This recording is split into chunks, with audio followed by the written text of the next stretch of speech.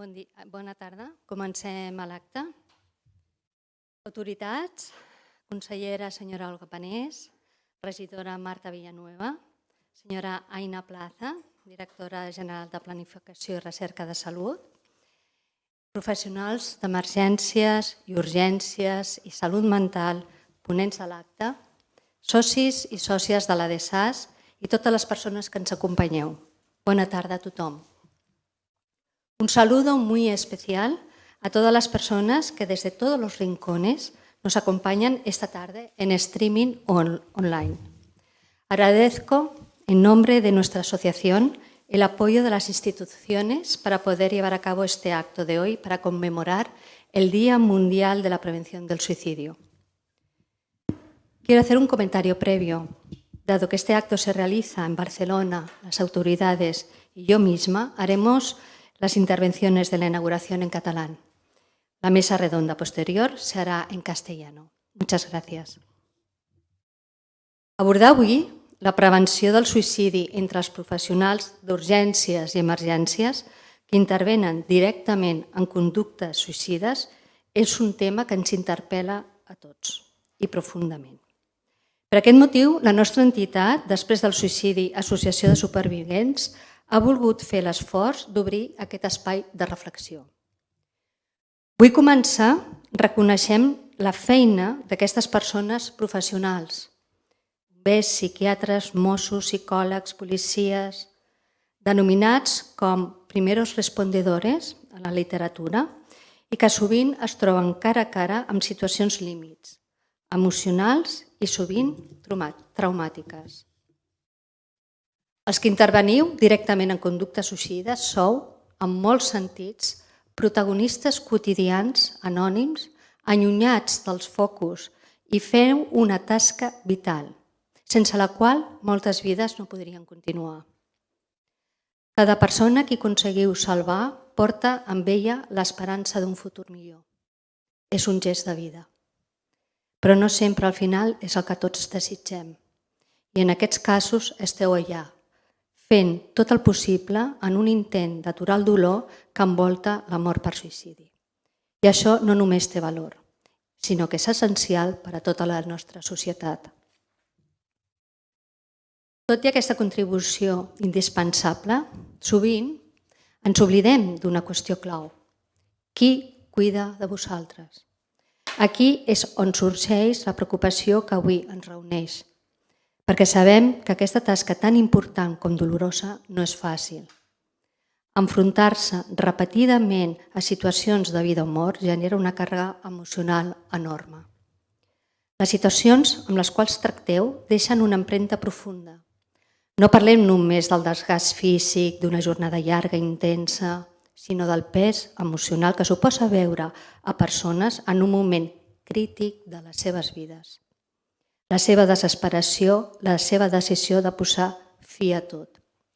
És inevitable que això afecti, que deixi cicatrius invisibles que acostumen a manifestar-se més tard. Som conscients que el debat sobre aquest tema potser tot just comença. Les vostres necessitats han de ser escoltades per implementar estratègies de protecció emocional pels que treballeu en aquesta primera línia. Així com cuideu dels altres, també hem de cuidar de vosaltres. En commemoració del Dia Mundial de la Prevenció del Suïcidi en volem parlar. És el moment de reconèixer la importància de la vostra tasca, no només pel que feu pels altres, sinó també pel que representa per a vosaltres mateixos. Perquè al final, cuidar de vosaltres és cuidar de tots i totes. Moltíssimes gràcies. A continuació, dono la paraula a la regidora de Salut, senyora Marta Villanueva. Sisplau.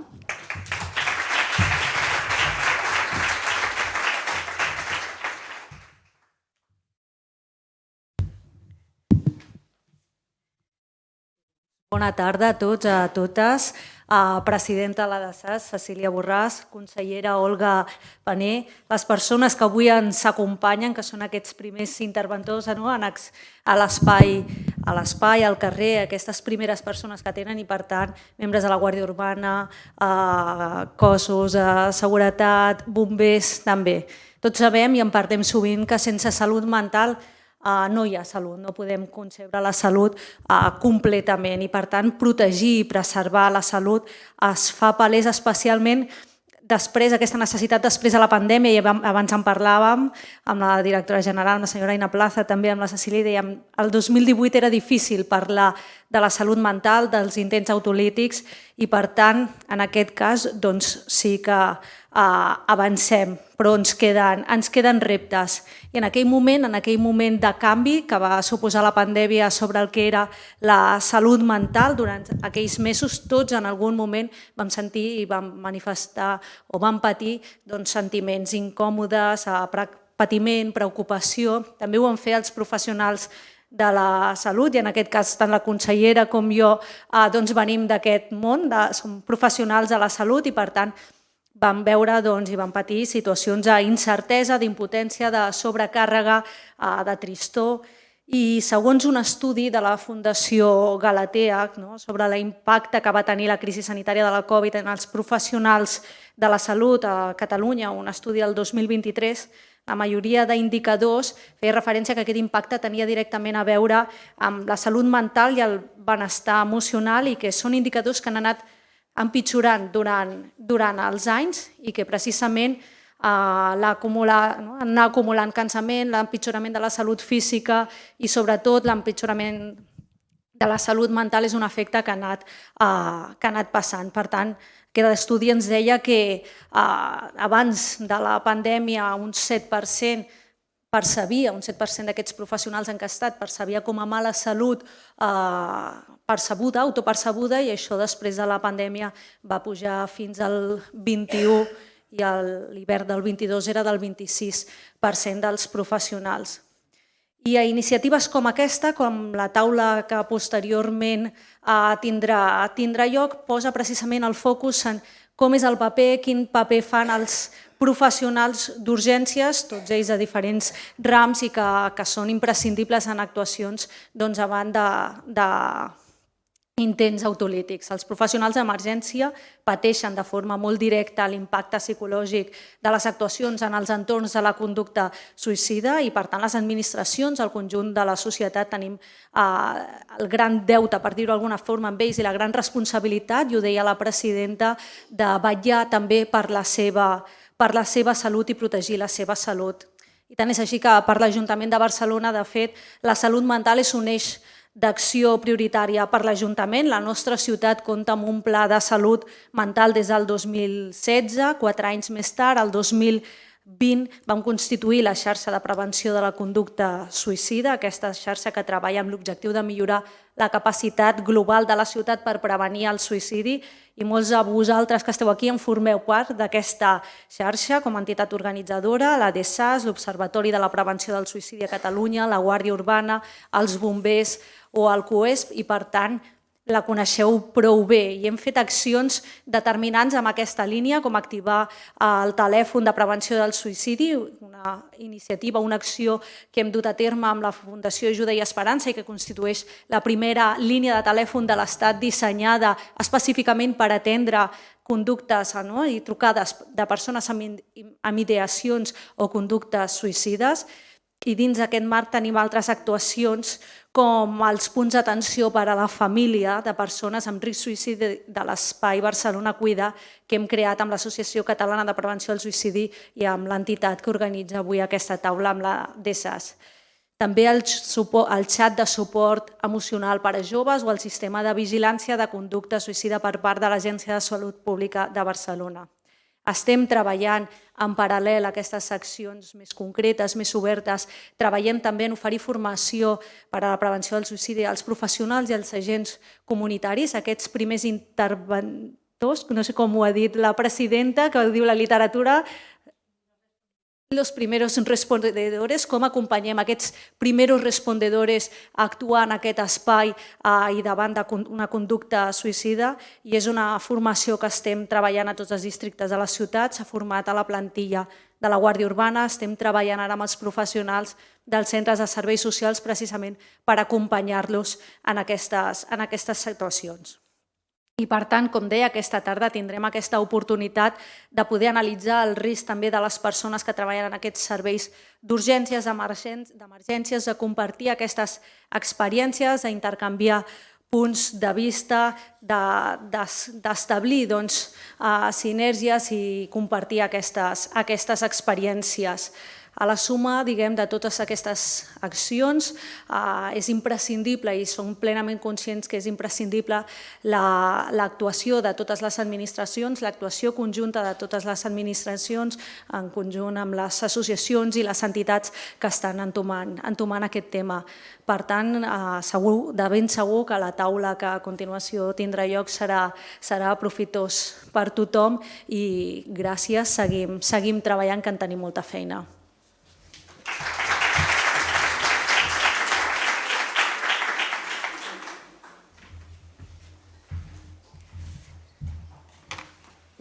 Honorable consellera de Salut, senyora Olga Panés.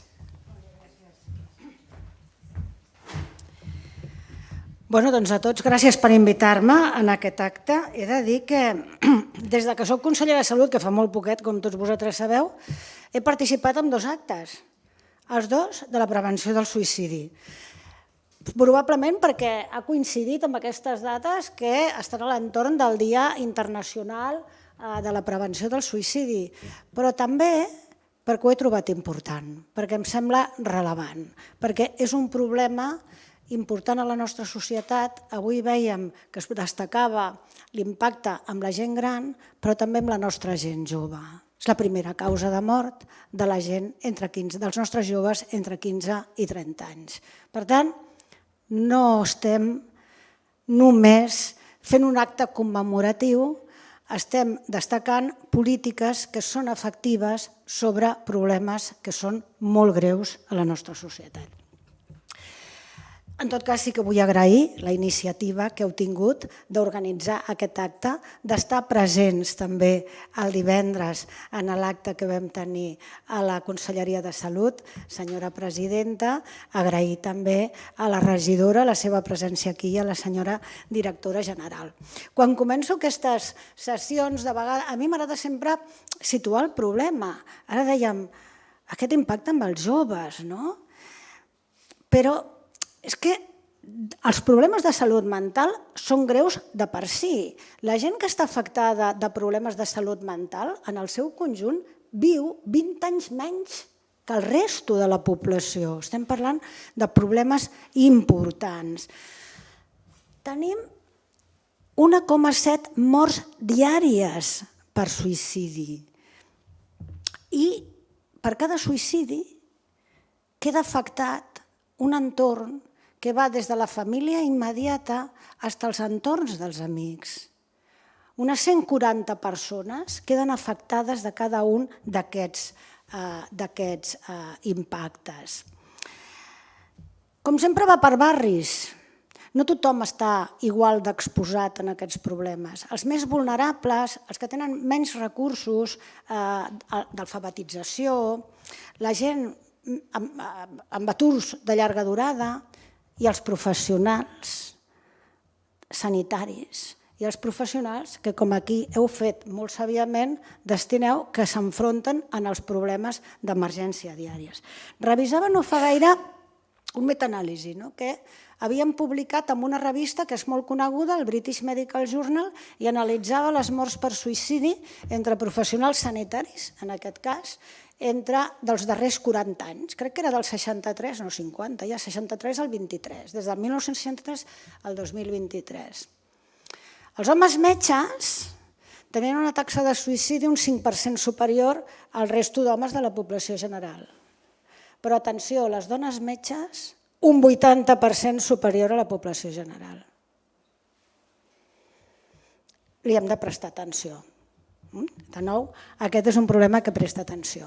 No em vull allargar perquè ja he arribat tard i els he fet a vostès perdre el temps corresponent, però sí que m'agradaria explicar una mica alguns inputs de la política que segueix el Departament de Salut Mèrit fonamentalment dels que m'han precedit, tot val la pena dir-ho, i per tant els hi vull agrair la feina. De vegades passa això, no? Acabes d'arribar i llueixes la feina dels que han acabat, que ha sigut sincerament molt meritòria en aquest camp. El primer ha sigut establir una política intersectorial, perquè aquest tema, aquest tipus de temes, mai són temes sanitaris, són temes socials, són temes que convoquen a tothom. Per tant, si l'enfoquem només des del punt de vista sanitari, no ens en sortirem. Hem de convocar aquí a l'educació, hem de convocar aquí als serveis socials, hem de convocar aquí a molts altres sectors, al món del treball, per abordar amb eficàcia aquests problemes. El suïcidi és prevenible. Hi ha molts intents de suïcidi abans que el suïcidi es faci efectiu. Per tant, tenir sistemes de detecció d'això és útil, resol coses, evita problemes més greus. És per això que el Departament de Salut, quan ha enfocat aquest tema, miro la directora general, que sé que és una de les protagonistes, miro el doctor Víctor Pérez, que és un altre dels protagonistes, ho enfoquen amb un pla de prevenció global que es marca uns objectius i amb unes guies i campanyes. La OMS marca com a prioritat de salut pública la prevenció del suïcidi. No és perquè sí, hem vist les dades. El nostre programa té, per tant, dos objectius. Reduir les temptatives, per una banda, i els morts, naturalment, i reduir l'estigma que significa haver estat implicat en un d'aquests episodis. No només és intersectorial, és transversal també. Què vol dir això? Que els ajuntaments, que el món local, que el conjunt d'administracions que treballen amb els ciutadans també han de posar el seu granet de sorra. Hem vist l'exemple de l'Ajuntament de Barcelona, que és, valgui la redundància, exemplar. Es tracta també de generar dispositius d'accessibilitat. El de l'Ajuntament que ens ha explicat la regidora és un d'ells. El Departament de Salut té en marxa en el 061 un programa d'accessibilitat 365 dies, 24 hores, perquè qualsevol sospita, qualsevol detecció pugui ser canalitzat i pugui ser atès per especialistes. Fins a 70 especialistes hi ha treballant en aquest programa. Psiquiatres, psicòlegs, infermeres de salut mental. En definitiva, un munt de professionals que cobreixen tot aquest espai de temps, molts d'ells després de la seva jornada de treball. Aquest codi de risc suïcidi, que entre altres té aquest instrument, es va activar amb 7.300 casos el darrer any i es van detectar 4.800 temptatives. Fixeu-vos que estem parlant constantment de xifres que són impressionants. 14,25 temptatives diàries. És que no estem parlant d'un problema banal. En tot cas, jo vull destacar que han sigut programes, pel que he tingut oportunitat de revisar amb els que els han treballat i amb els que els estan desenvolupant, que no s'han fet només per a especialistes en la psiquiatria. El món associatiu ha estat molt present i em consta que el DSAS ha tingut protagonisme. És així com es fan els programes que es dirigeixen a la població. Només sapiguem quines expectatives té la població i si entenen bé el que volem fer, aquell programa té possibilitats d'èxit. Si no, si només està fet entre els experts, això no funciona. Bé, acabo. En principi, posant-me a disposició de tots vosaltres, ja sabeu, el Departament de Salut a través dels seus canals, però escolteu, directament, que ara ja quasi ens hem fet amigues, que ja portem en pocs dies diverses trobades, però en qualsevol cas, a través dels diversos canals i a través de mi mateixa, a través de les persones que treballen amb mi directament, escolta, estem a disposició del teixit associatiu, dels professionals, gràcies als professionals de les emergències, gràcies als professionals que esteu treballant per cobrir el primer atac, per cobrir la primera resposta en aquests problemes que tenim i us desitjo de veritat que tingueu una bona jornada i que d'aquest intercanvi d'experiències que segur que en surten conclusions ens les feu arribar. Moltes gràcies a tots.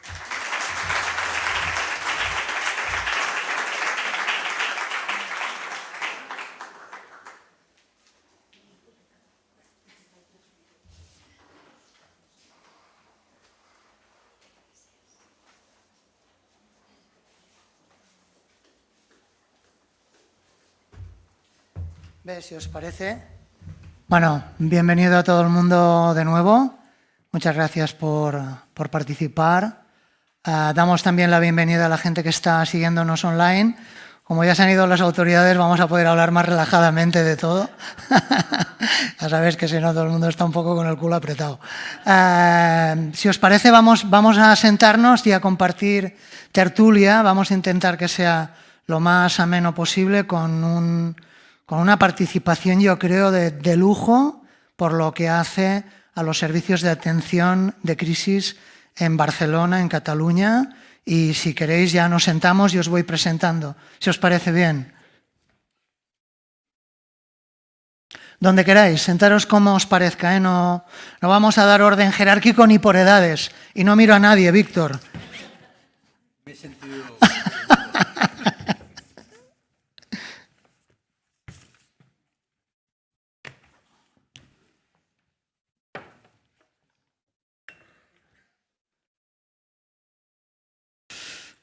Bien, permitidme que os presente con un poquito de detalle a las personas que van a participar.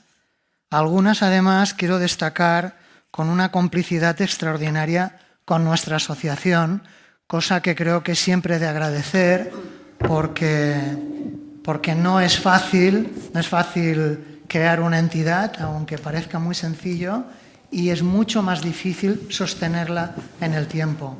Personas como Sergio, en cuanto nos conoció, nos prestó apoyo, hizo además un esfuerzo con una aportación económica por parte de algunas acciones suyas de Bomberos en Madrid que le queremos agradecer de todo corazón.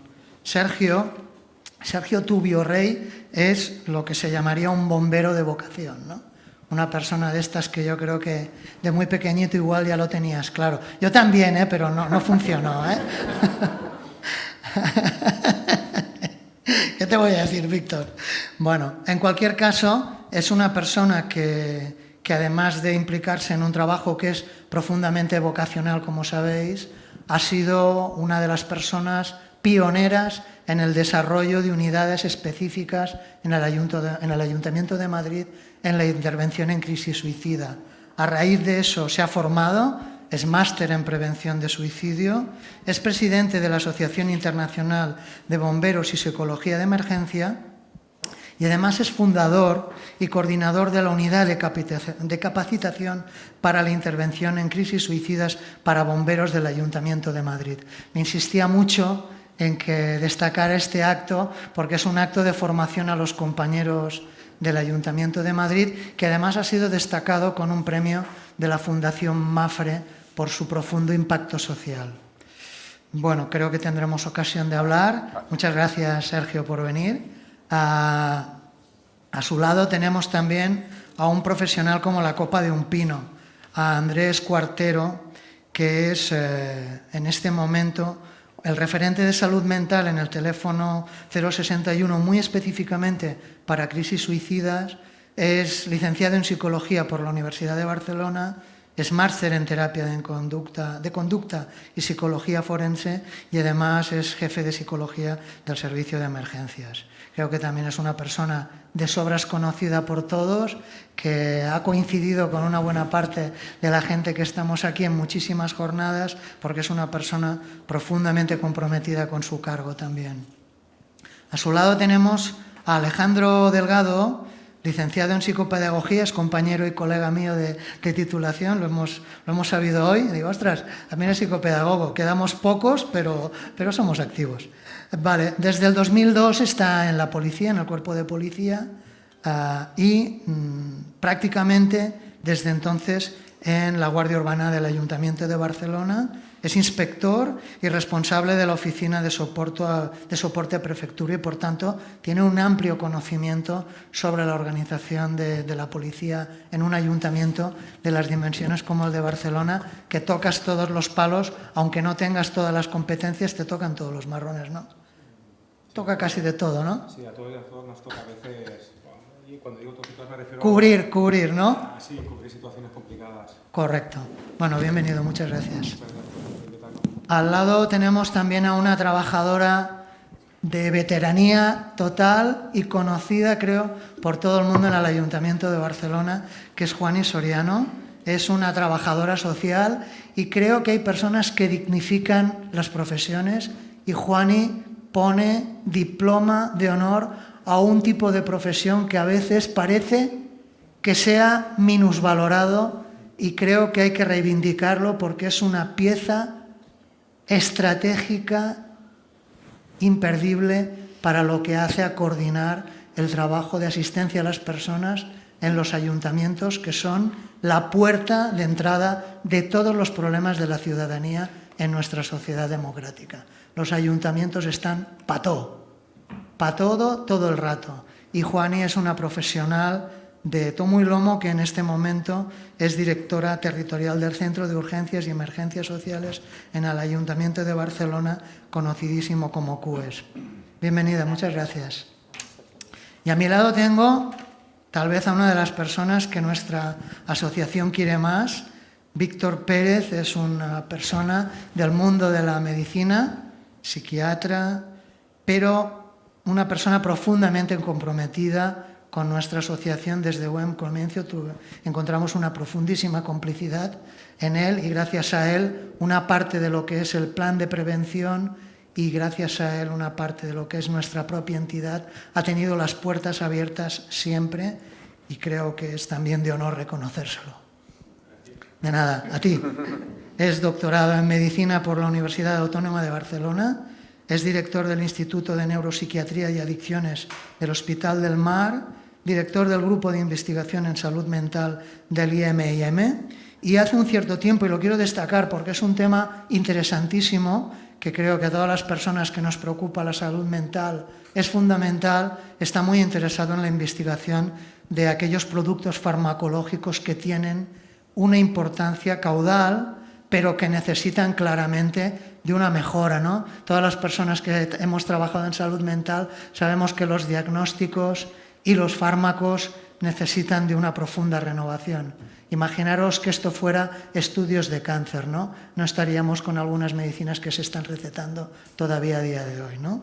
Bueno, en cualquier caso, él es una persona profundamente comprometida en este campo y creo que también es un elemento a reconocer en su cargo profesional. Bueno, muchísimas gracias a todos.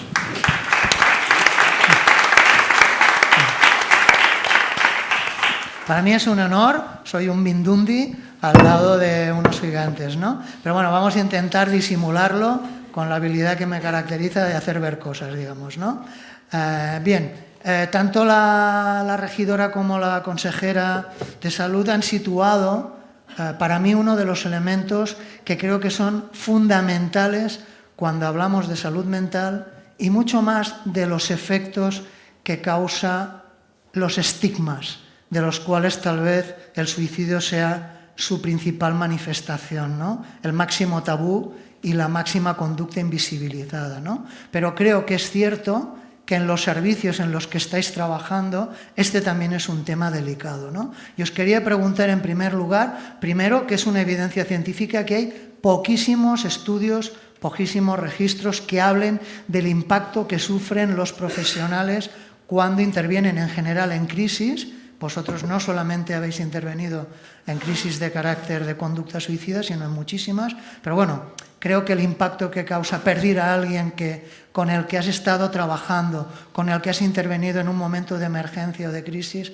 a causa de un suicidio es uno de los impactos más graves. Sergio me hablaba hace un rato cuando estábamos esperando empezar de cuál es el impacto en el equipo de trabajo y lo primero que os quería preguntar un poco es ¿cómo veis esta dificultad en los mismos equipos profesionales de hablar del estigma, ¿no?, de salud mental en general y de lo que supone convivir con las conductas suicidas en el nivel más crítico? Y empezamos por donde queráis, sin ningún problema. Venga, atreveros, no me digáis que os da miedo, Venga, Sergio. Sí, ¿se escucha? Bien. Se escucha. Pues, hombre, un poquitín al hilo de lo que comentabas, en el caso de los profesionales que estamos en la parte de emergencia, ¿no?, y de primeros respondientes. Igual parece que empieza un poquitín por el final, ¿no? Pero vamos a ver un poco el problema que genera estos problemas a los intervinientes para también destacar la importancia que tiene que estemos preparados. Al final, al ser intervenciones que nos causan tanto impacto, te puede causar impacto el estar 3 horas o 4 negociando con una persona, negociando o hablando con una persona que esté en un momento de vulnerabilidad e inestabilidad tal que en cuestión de segundos tu cabeza te lanza mensajes. En cualquier momento igual se va, ¿no? Entonces, tienes que estar muy preparado, tienes que confiar mucho en tu equipo porque tú también estás muchas veces en una situación de peligro. Entonces, todos los protocolos que hay que garantizan tu seguridad, también tienes que confiar, ¿no? en que estén funcionando. Pero vamos, en resumen, estas situaciones que generan tanto estrés y tanto sufrimiento, nosotros decimos que para paliar el dolor hay que tocar el dolor. Yo creo que en las intervenciones en crisis suicida no se puede pasar por encima. De hecho, pasar por encima en una intervención en crisis suicida es un síntoma de que hay algo que no se ha trabajado o que hay un impacto previo que te ha llevado a tener que pasar por encima.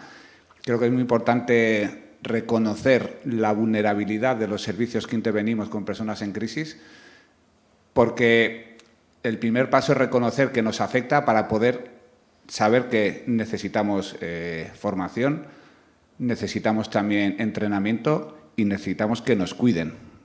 Es fundamental que haya planes de recuperación para las personas que intervenimos en estas situaciones, porque si no, lo que va a ocurrir es que se nos genera animadversión a intervenir en este tipo de intervenciones, que queramos pasar por encima, que le quitemos, que pensemos que disminuyamos el riesgo de la intervención, que se escuchen las típicas frases de ese no lo va a hacer, ¿no? Ese seguro que no tiene, ¿no? Que caigamos en los típicos y muchas veces esos tópicos y mitos vienen de una incapacidad propia de afrontar ese tipo de situación porque genera mucho estrés. Entonces, tenemos que trabajar, sobre todo también, para poder ofrecer una mejor ayuda como respondientes y no tener interiorizado esa animadversión porque nuestro cerebro nos dice que no quiere sufrir. Y si no quiere sufrir, lo que hace es intentar minusvalorar el riesgo y ponernos preaviso y pasar por encima. Entonces, lo que tenemos que intentar evitar ya es entender que no vamos a poder pasar por encima en una intervención en crisis suicida porque tenemos delante a una persona en el peor momento de su vida y con el sufrimiento latente y eso hay que intervenir ahí. Y cuesta, pero nos debemos a ello. Sí, adelante, por favor. No hagamos orden, por favor, si es posible, evitemos hacer estas rondas que parece un dominó. Yo lo que he trabajado esencialmente son los profesionales de salud mental y en concreto los psiquiatras, ¿no? Hicimos un trabajo que Cecilia trabajó con nosotros sobre qué les pasaba a los psiquiatras cuando se les suicidaba un enfermo. Hicimos una encuesta a todos los psiquiatras españoles, contestaron 500. La media de gente que se les había suicidado a lo largo de su carrera eran de 4 personas y todos decían que era probablemente la experiencia más devastadora que habían tenido a nivel profesional. O sea, claro, a los psiquiatras la gente no se muere, se nos muere. Es un matiz importante. Entonces, claro, ¿qué te decían los psiquiatras? Pues como consecuencia de eso pasaba lo que tú decías, ¿no? Había muchos psiquiatras que habían reaccionado, algunos habían dejado la carrera profesional, muchos de ellos habían dejado de ver enfermos con riesgo de suicidio o se lo pasaban directamente a otro profesional. Cuando miramos qué se puede hacer, porque no podemos dejarlo a la voluntad de los profesionales que se cuiden, hay que montar algún sistema para cuidarse y dentro de lo que probablemente vosotros tenéis cosas parecidas en vuestras profesiones, dentro de lo que es salud, hay un concepto que se llama las segundas víctimas. Las primeras víctimas, las que hay que ayudar, son el enfermo y la familia. No cabe ninguna duda de que eso es la prioridad del sistema. Pero después de esas primeras víctimas hay unas segundas víctimas que son los profesionales que están involucrados en esta situación y, de hecho, montamos un protocolo de tratamiento y la realidad es cuando ves qué pasa con esos profesionales, la inmensa mayoría de estos profesionales tiene bastante con la ayuda de los compañeros y de su familia. Cuando preguntas ¿quién te ayudó más? Los compañeros y la familia. Sí que es verdad que en los hospitales donde funciona este protocolo de segundas víctimas hay una formación de profesionales no de salud mental que pueda ayudar a estas personas que están pasándolo mal y hay un pequeño porcentaje, son muy pocos, que acaban necesitando el apoyo de un profesional de la salud mental. Afortunadamente tenemos recursos para superar esto, pero lo que no podemos hacer es dejarlo en tierra de nadie y que no haya alguna forma de ayudarlos. De hecho, por ejemplo, algo que es realmente muy llamativo, cuando se suicida un enfermo que está ingresado. Por desgracia, de vez en cuando pasa, ¿no? O sea, hay enfermos que son muy graves, que se ingresan, que no sabes y se suicidan estando ingresado. Hay que hacer una intervención con el equipo, porque si no haces un debriefing, hablas con los equipos, ves que hay mucha gente que tiene un sentimiento de culpa horroroso, ¿no? Entonces, la verdad es que sabemos lo que pasa y sabemos qué es lo que tendríamos que hacer para mitigar algo que no es evitable, pero sí mitigarlo, y pienso que todo lo que tenemos que hacer es implementar este tipo de protocolos en todos los profesionales que van a tener relación con personas que tienen una crisis suïcida.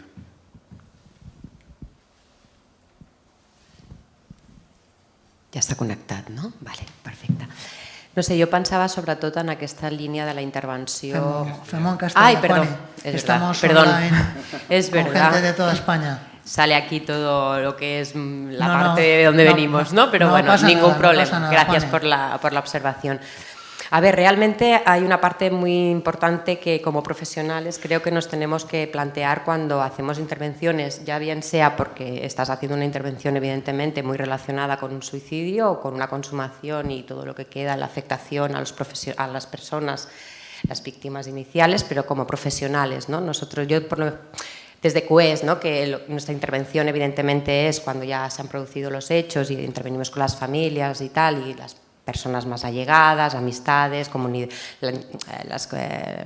la comunidad educativa, en casos sobre todo cuando hay menores también por medio. Es este punto de reflexión de como profesionales, ¿no? ¿Quién nos cuida a nosotros? ¿No? Principalmente, posiblemente pensamos que podemos con todo, porque ya nos dedicamos a esto, ¿no? Como que ya forma parte de nuestro uniforme, ¿no? Y de nuestras competencias respecto a cuando tenemos que hacer nuestras intervenciones. Y reconocer o conectar con que podemos necesitar también un apoyo, un soporte, muchas veces es lo que nos cuesta. Digo nos cuesta porque no quiero ponerlo fuera, a mí también, porque no, personalmente me puede haber pasado, ¿no? Bueno, esto no, ya está, ¿no? Y evidentemente la familia, el entorno siempre nos va a poder dar un valor añadido, pero somos profesionales que tenemos luego que poder seguir lidiando, ¿no? Con el día a día, con las dificultades, y entonces el poder abrirnos, ¿no? Y reconocer que somos muy buenos profesionales, ¿por qué no? Pero también personas, y que esa carga y esa mochila la tenemos que dejar ir, ¿no? Y que la dejemos, más allá de compartirlo con un compañero, más allá. Bueno, pues aquí es donde yo creo que también tenemos que lanzar esa reflexión que nos tenemos que hacer todos como profesionales, es decir, ¿tengo las herramientas suficientes, personales, y me capacita mi organización o mi institución o mi contexto para poder pedir ayuda si es que la necesito? Y tenerla lo más a mano posible y lo más fácil posible, porque esto es lo que nos va a hacer conectar con la posibilidad.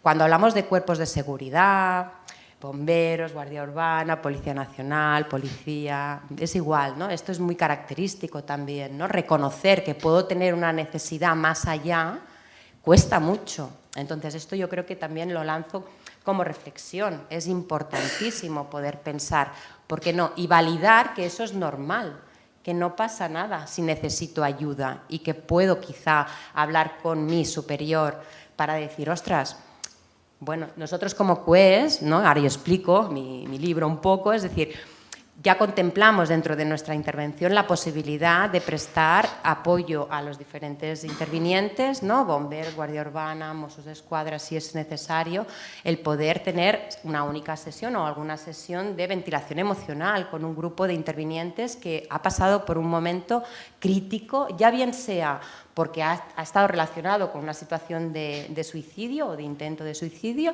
o por otras situaciones, porque al final tú es lo que te llevas en tu mochila y quizá tu malestar emocional por el trabajo o por lo que a ti te esté pasando a nivel personal te puede llevar a pensar que no vale la pena vivir o no vale la pena, ¿no? Es decir, son acciones también preventivas para que tú como interviniente tengas las mayores capacidades emocionales para gestionar lo que te sucede y poder continuar trabajando lo mejor posible, ¿no?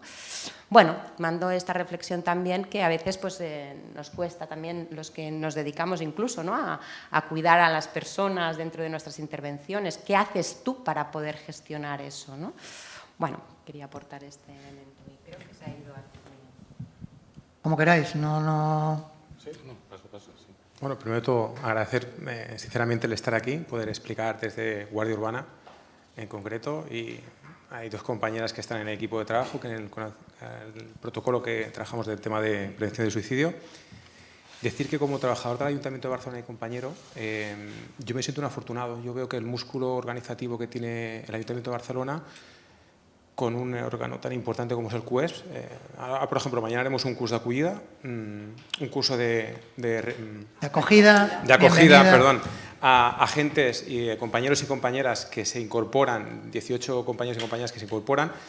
Les explicaremos el protocolo que tenemos de actuación y se hace de forma sistemática. Cada promoción nueva que viene se le explica el protocolo interno que tenemos, de dónde nació ese protocolo, qué hay que hacer. Estamos intentando poner luz en la oscuridad, ¿no? Cuando hago estas presentaciones al curso de acogida siempre le digo, ¿no?, que hay una frase de Nietzsche que me gusta mucho aplicar, que es que cuando te atreves a mirar el abismo te devuelve la mirada. Y en el caso de tentativas de suicidio es un abismo muy complicado. Y diré por qué. Porque no solo es el externo, no solo es la mirada externa. Yo recuerdo cuando empecé hace unos cuantos años, un compañero del pueblo donde yo vivo, empezamos juntos de policía locales, su ilusión era ser Mossos d'Esquadra. Mientras yo me tiraba para Guardia Urbana, él se hizo Mossos d'Esquadra, coincidimos en el curso de acogida, yo había salido de marcha con él, era un chico, cuando digo era, ya podéis imaginar por dónde voy, era un chico majísimo, sin ningún tipo de, vamos, no había nada que te detectara absolutamente nada, que te hiciera ver que perdónate la expresión inglesa, ninguna red flag, una alarma. Perdona, entonces, él entró de Mossos d'Esquadra en un año, yo entré por otra policía local y estando en prácticas, o sea, cuando había cumplido su sueño, bajó al lavabo y no hace falta que diga más, ¿no? Eso te genera una sensación de decir, ¿cómo puede ser que yo he convivido con él 5 años de psicología, ha pasado una escuela de policía, ha estado en una comisaría, que hemos fallado? Cuando yo estoy ahora en el año 2024 y veo todo el esfuerzo que se ha hecho desde los cuerpos de seguridad de poner un poquito de luz, pienso que seguramente creo que se hubiera podido detectar. Nosotros tenemos un inconveniente, que mientras vosotros tenéis lápices y bolígrafos, nosotros tenemos aquí una cosa que nos puede, digamos que en un mal momento, nos puede facilitar esa ejecución. Con lo cual, esa mirada externa que nos afecta de forma transversal, a nosotros de forma interna, y yo, por ejemplo, como mando, hay situaciones en las que pasan situaciones en las cosas de los compañeros y las compañeras que estás en un poco, y perdonad, porque a veces cuesta un poquito explicar sin entrar mucho en detalles para no entrar demasiado en detalles. Pasan cosas en nuestra vida porque somos personas normales. Nosotros siempre decimos, ¿no?, que mientras, cuando digo nosotros me refiero ahora a cuerpos a la hora de intervenir, que cuando todo el mundo tiene derecho a huir de una situación, nosotros y nosotras tenemos la obligación de actuar, tengamos un buen día o tengamos un mal día. Siempre, es que es nuestra obligación, aunque tengamos un mal día. Y dar una buena respuesta, porque si encima no se da una buena respuesta, luego hay consecuencias a nivel de la ciudadanía, que ya nos duele, pero también puede ser a nivel personal. Entonces, cuando te explican según qué situaciones, hay como un margen de decir, ¿qué hago? ¿Activo? ¿No activo? ¿Hasta qué punto esa situación, a lo mejor estoy viendo fantasmas donde no los hay, peco de prudencia y ya cojo lo que intento decir, que a lo mejor no me estoy explicando bien y perdónate, es que es una situación excesivamente compleja a la hora de intervenir y que afortunadamente se hacen este tipo de actos, afortunadamente hay mesas transversales donde podemos ver diferentes perspectivas y todo y así, aunque se ha avanzado mucho, todavía quedan muchos grises que poco a poco se van trabajando. Era un poquito eso, ¿no? A nivel policial, la verdad que es tener esa herramienta ahí a veces complica o dificulta muchas situaciones. Bien, pregunta complicada en la que coincidimos todos. Hay pocos estudios, evidentemente, y eso es preocupante. Hablamos del estigma en el ámbito de la salud mental, pero hay el estigma del profesional sanitario de emergencias, del experto en salud mental, ¿no? Se me puede morir en la planta, se me puede morir al teléfono, se me puede morir. Hay un tema de estigma que impide acceder al soporte a nivel de intervinientes. Por lo tanto, no es tanto que por descontado tienen que haber y sistematizarse sistemas de apoyo, pero hay que hacer un trabajo previo de desestigmatización del profesional que está en contacto permanente con personas en crisis. Si no, llenaremos de procedimientos, de debriefings, de defusings, que no sabemos dónde queremos ir porque, y esto os lo digo por experiencia propia, en todas las jornadas de intervinientes, la queja sindical, no sindical y de todo el mundo es que no hay soporte a intervinientes. Cuando se establece, no acuden. No acuden, no van. Individual, en grupo, en caliente, no van. A no ser que desde algún comandament se haya establecido la necesidad de que todo el equipo del hospital, de las unidades que han acudido. Esto lo digo porque hay un problema serio y es preocupante, ¿eh? No solamente porque no hay estudios, sino porque cuando se hagan también hemos de encontrar evidencia de que lo que hagamos realmente está previniendo en el profesional problemas de salud mental, de estrés traumático y de desgaste. No lo sabemos. Sabemos que se produce, pero hacen falta estudios. De momento tenemos la evidencia informada, que es pues, la gente que participa, pues se siente satisfecha, le ayuda, le ha servido para no irse activado a casa, etcétera, etcétera. Pero aquí pienso que hemos de hacer una reflexión y autocrítica interna. Como al profesional le cuesta pedir ayuda, cuesta. En general. Pedir ayuda cuesta. Tenemos un problema en los servicios y podemos montar, pero a veces a la gente le cuesta pedir ayuda. Y hay un hecho diferencial de género también. La mujer mucho menos que el hombre. Y en los cuerpos de emergencia hay mucha más presencia masculina que no femenina, que no tiene tradición de pedir ayuda. En cambio, la mujer sí. Entonces, aparte de que nos cuesta pedir ayuda, nos quedamos todos tranquilos con lo que es el apoyo entre compañeros a nivel informal. Es que nos cuentan que es que lo que les ha servido es hablar con los compañeros de manera informal. Y es verdad. Riesgos que eso tiene, nivel de detección que puede generarse o no generarse, perdemos toda esa información. Yo particularmente pienso y apuesto por sistemas de peer support, de soporte entre compañeros, pero sistematizados, con profesionales formados y con capacidad de detectar los factores de riesgo. Si no, el soporte entre compañeros es el que nos podemos ofrecer como seres humanos cuando me encuentro por la calle una persona que le ha pasado algo, le hago un poco de acompañamiento, le escucho, pero eso no es un soporte a profesionales. Y a veces, no digo que no tenga que estar, simplemente se ha de conjugar el que podamos sistematizar con el que sea informal y que además se pueda elegir. Nosotros esto explicaremos un pequeño, voy a explicarlo si me da tiempo, porque hay dos cosas que nos preocupan mucho con todo el tema de prevención del suicidio. Porque no solamente la intervención sobre la calle, pensar ahora que tenemos un psiquiatra, tenemos un psicólogo, tenemos una enfermera que se pasa 12 horas al día, que su temática son crisis, ideación y tentativas suicidas. Está expuesto, y podemos hablar del burnout o del desgaste. A mí me preocupa otra cosa, que es la desensibilización. Cuando una persona está tantas horas, al final está haciendo un trámite, una evaluación de trámite, está deshumanizando la atención. Y es un tema de riesgo no solamente para bomberos o intervinientes en tentativas, y me preocupa. Y a partir de aquí, evidentemente que vamos a hacer cosas, entre otras una propuesta de modificación que ya adelanto, ya hay personas aquí, que es que las personas que estén en la mesa de salud mental puedan rotar y dediquen la mitad de la jornada a esto y la puedan compaginar con otras atenciones, si no, mal vamos. Y el peer support estamos ideando un modelo de un hospital australiano por el cual a cada uno de nuestros profesionales le pedimos que nombre 2 personas en las cuales, si está en una situación caliente o necesita apoyo, le gustaría que fuese su personal de apoyo. Esto se firma con consentimiento informado y se remunera, o bien en horas o bien en lo que sea, para que el soporte sea profesionalizado.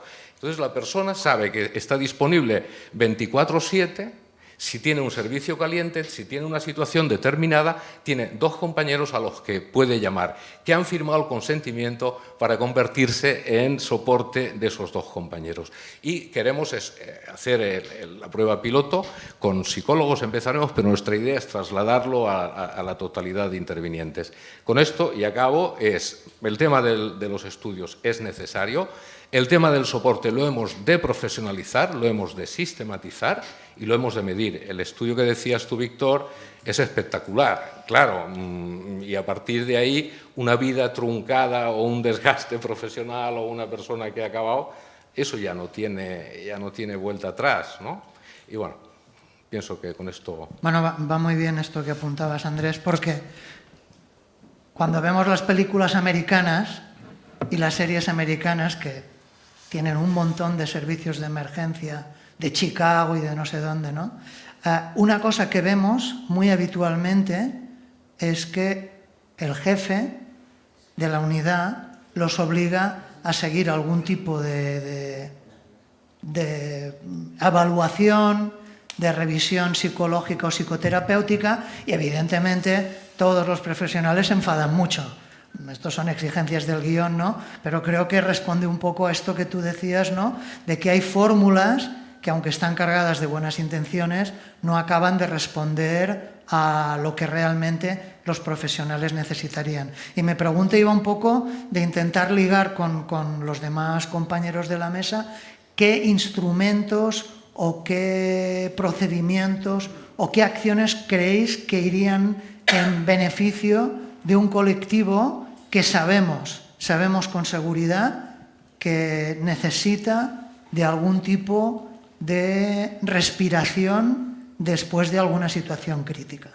Si nos pasa en el día a día a todos y todas, cuando has sido testimonio, has intervenido telefónica de la manera que sea, o en la crisis física de atender a una persona que se está muriendo en un accidente, en una tentativa de suicidio, lo que sea, con normalmente manifestaciones muy violentas en el trauma, digamos. Ya sabemos que la conducta suicida muchas veces tiene una conducta profundamente agresiva visual y estéticamente, ¿no? ¿Qué creéis, digamos, que puede ayudar en estos momentos, como apuntaba Andrés? O sea, ¿cuáles son los mecanismos que veis más competentes? Porque sabemos, como ha dicho Víctor, que una de las grandes preocupaciones de los profesionales es que no se sepa que me siento vulnerable, que no se sepa. Y la mejor manera de no saberse es no decirlo, es no manifestar que estoy vulnerable, ¿no? Es la forma de protegerme para que no se considere que estoy incapacitado para intervenir, ¿no? ¿Cómo lo veis? O sea, ¿os parece que lo que proponía Andrés podrían ser mecanismos validables en cualquiera de los estamentos en los que estáis o apuntaríais otros recursos?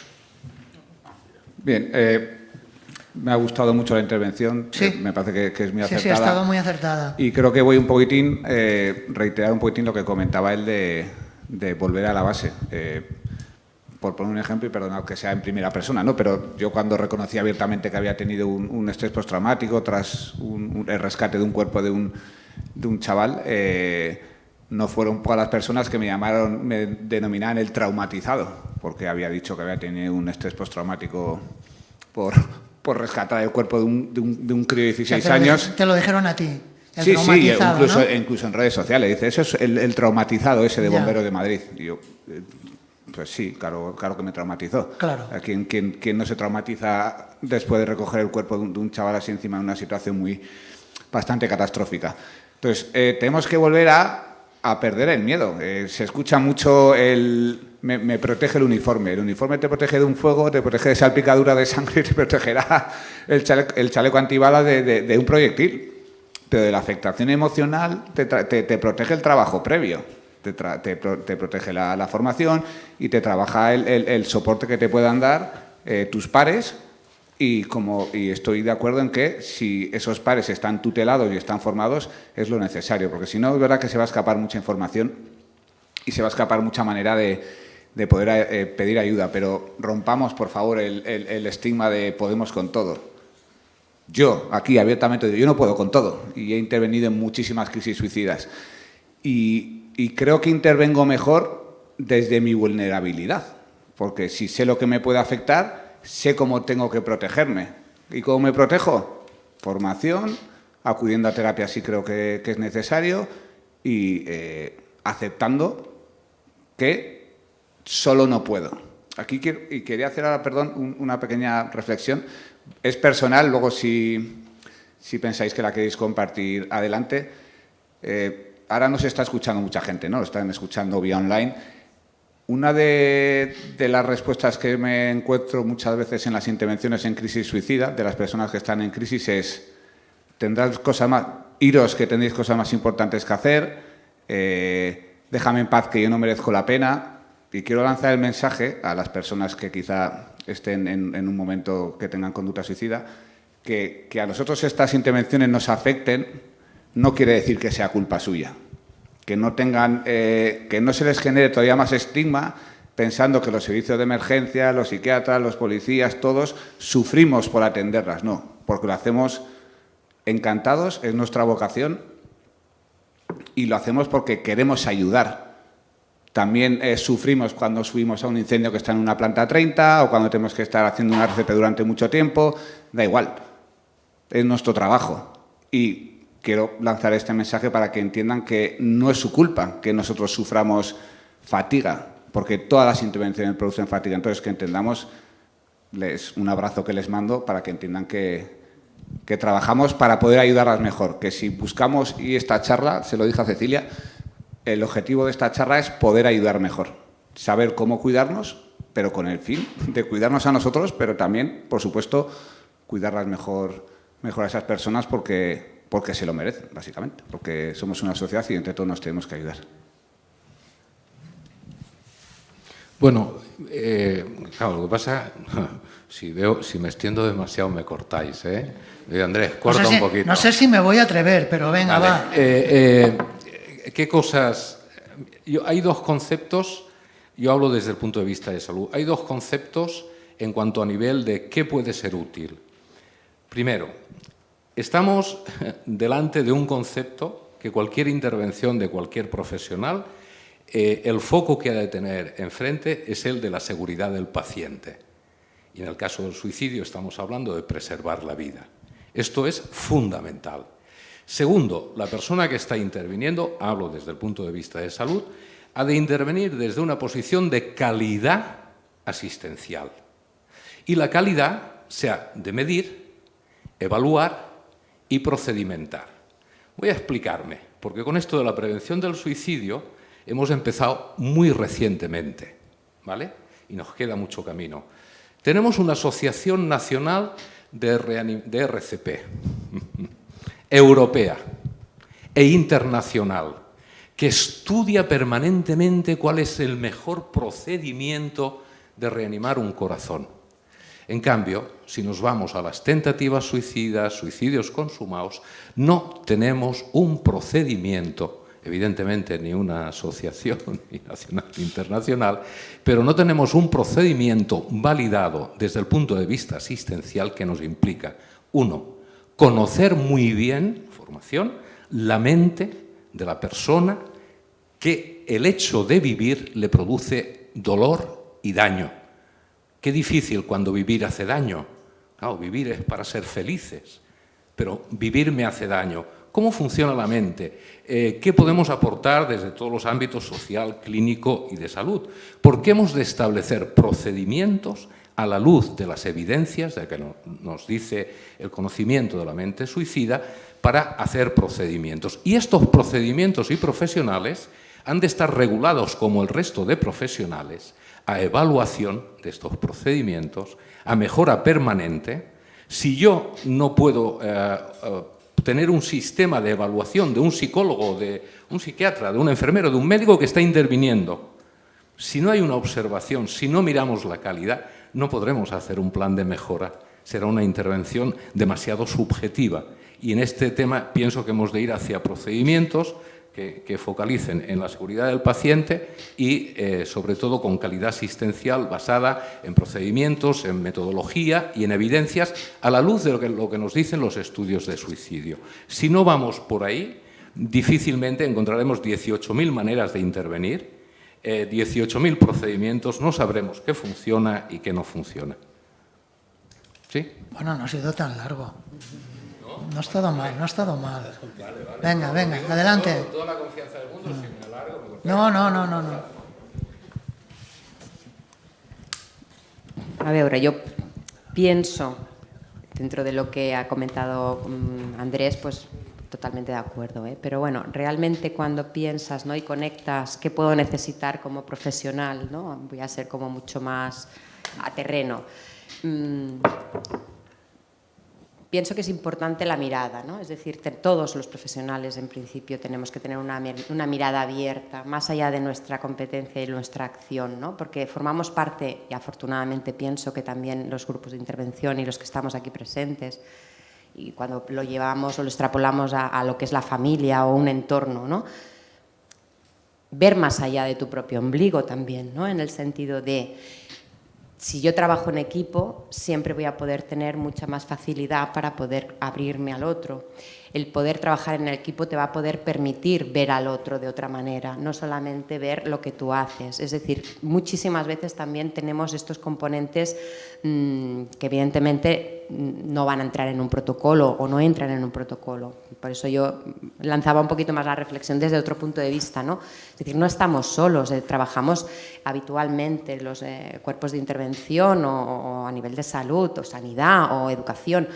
El pensar que podemos con todo, ¿no?, y que nosotros podemos solucionar la vida del otro, podemos solucionar esa situación, el pensar que solo un caso es tuyo, una situación es tuya.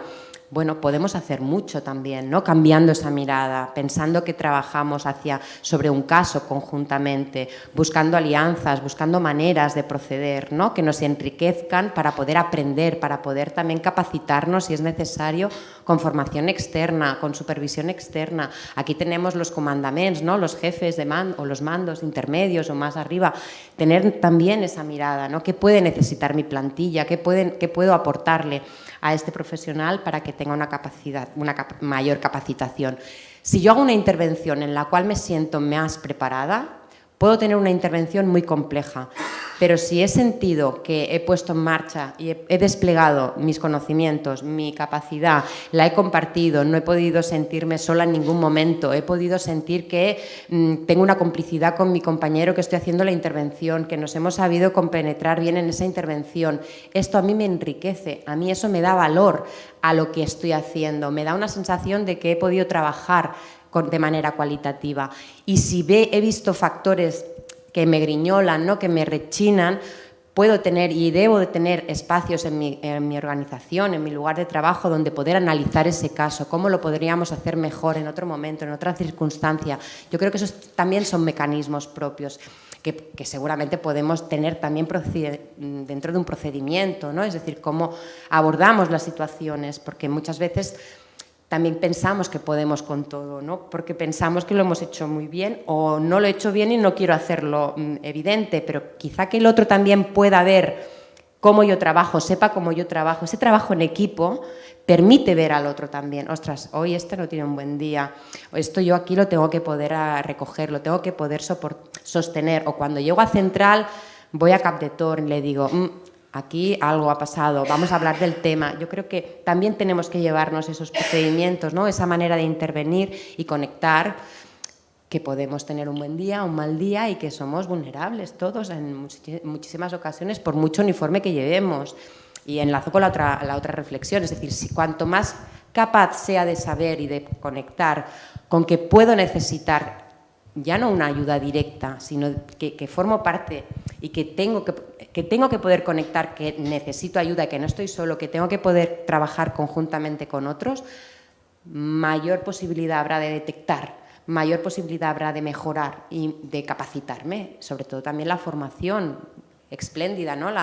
Toda la formación que se está haciendo actualmente ya se ha hecho con Guardia Urbana, se está haciendo con centros de servicios sociales y quizás se tiene que extender porque hay muchísimos otros servicios que están interviniendo con personas y ahora miro pues al equipo de intervención de SIFO, ¿no? Que están cada vez pues viendo, lo comentábamos antes de entrar, yo pienso que es un buen ejemplo, ¿no? Están identificando que en la intervención del día a día con personas que están a punto de ser desahuciadas o están en un proceso de desahucio, manifiestan un tal crisis, ¿no? Emocional y de malestar emocional porque van a perder mucho de lo que forma parte de su día a día, que amenazan con el suicidio, ¿no? Cómo estos profesionales ahora están diciendo, ostras, necesitamos ayuda, necesitamos capacitación, necesitamos saber cómo podemos afrontar esto, ¿no? Y están pensando, ¿por qué? Porque hay un trabajo en equipo, porque hay un proceso de reflexión, ¿no? Y hay unos jefes que están también pendientes de lo que se explica para poder ver qué otros protocolos o qué procedimientos podemos hacer. Yo pienso que esto también es un mecanismo preventivo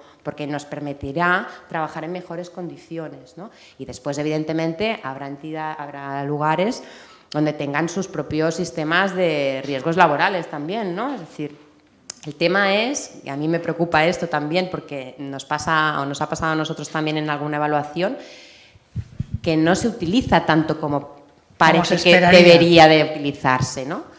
Y no hace mucho comentábamos con una compañera y digo, es que quizá también el hecho de saber que existe ya hace como que estés más tranquilo, no sé cómo decirte, ¿no? Es decir, en el momento, es que no tengo ayuda, no tengo apoyo, no tengo, yo qué sé, la empresa no me pone un psicólogo 24 horas para que yo pueda llamar por si acaso tengo alguna necesidad. Si no lo tienes, malo.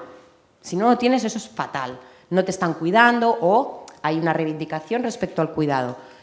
Y si lo tienes, parece que comprobado que no se utiliza tanto como se esperaba. Pero a lo mejor quizá el hecho de saber que lo tienes tranquiliza algo más, ¿no? Y pones, no sé, es hipótesis, ¿eh? Todo esto no está demostrado porque no tenemos base científica, ¿no? O estudios que puedan demostrar o que puedan tal, ¿eh? Hay que empezar. Víctor, ¿cómo lo ves tú? Pero bueno. ¿Qué acciones? Yo estaba pensando lo que decíais antes de que el jefe... Malo, que estés pensando tú malo, ¿eh? Que el jefe te mande a hacer 6 sesiones de psicoterapia, imagínate, después de asistir a un enfermo. Y lo que decías tú es que es absolutamente cierto. O sea, tienes el dispositivo, hay mucha gente que no lo utiliza, porque mucha gente no quiere dar a conocer lo que le está pasando, pero por lo menos ese dispositivo está así. No sé si hay alguna empresa en nuestro país que mande 6 horas de psicoterapia en casos de estrés. Sinceramente no lo sé. De todas formas, cuando hablabas tan apasionada sobre este tema, voy a girar un poquitín hacia otro mundo. Venga, ¿vale? va, gira. A mí no me deja de sorprender nunca la gente que estamos, lo llama urgencias afortunadamente, pero que hemos pasado muchas épocas de urgencias. Realmente son gente, o sea, realmente la posibilidad de llegar a ser un primer atender de conducta suicida es algo aleatorio que le puede pasar a todo el mundo, o la gente que va a atender a estos profesionales, a estas personas son especiales. Cecilia lo sabe porque yo utilizo mucho la familia Simpson, me encanta, y siempre hago la misma pregunta. ¿Quién piensan de los hijos Simpson que se gastarán más dinero en psiquiatras y psicólogos? ¿Bart o Lisa? No vamos a hacer la votación porque siempre gana Lisa. Todo el mundo cree que Lisa va a gastarse mucho más dinero en psiquiatras y psicólogos. Cuando a la gente le preguntas por qué se va a gastar mucho más dinero en psiquiatras y psicólogos, pocas veces te dicen por cosas negativas. Te dicen, es muy perfeccionista, le gusta cumplir con lo que hace. Cuando la gente tiene problemas, acuden a gente como Lisa. O sea, se va seleccionando una población que probablemente serán primeros attenders.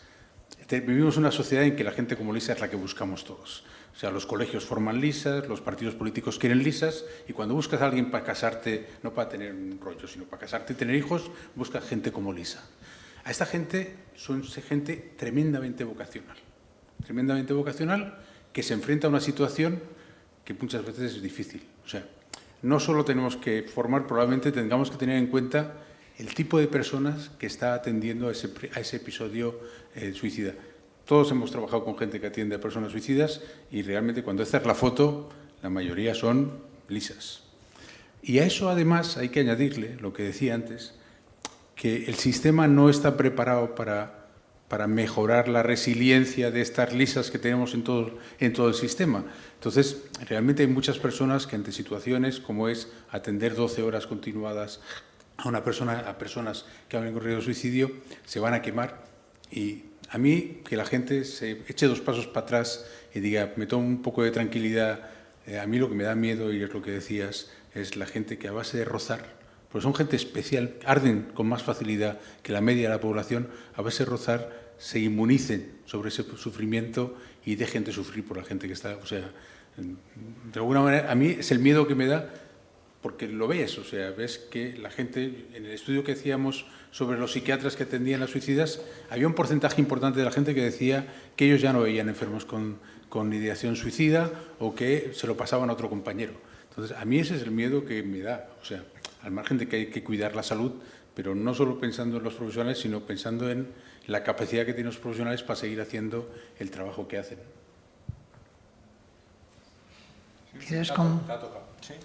Si quieres completar, si no, avanzamos, ¿eh?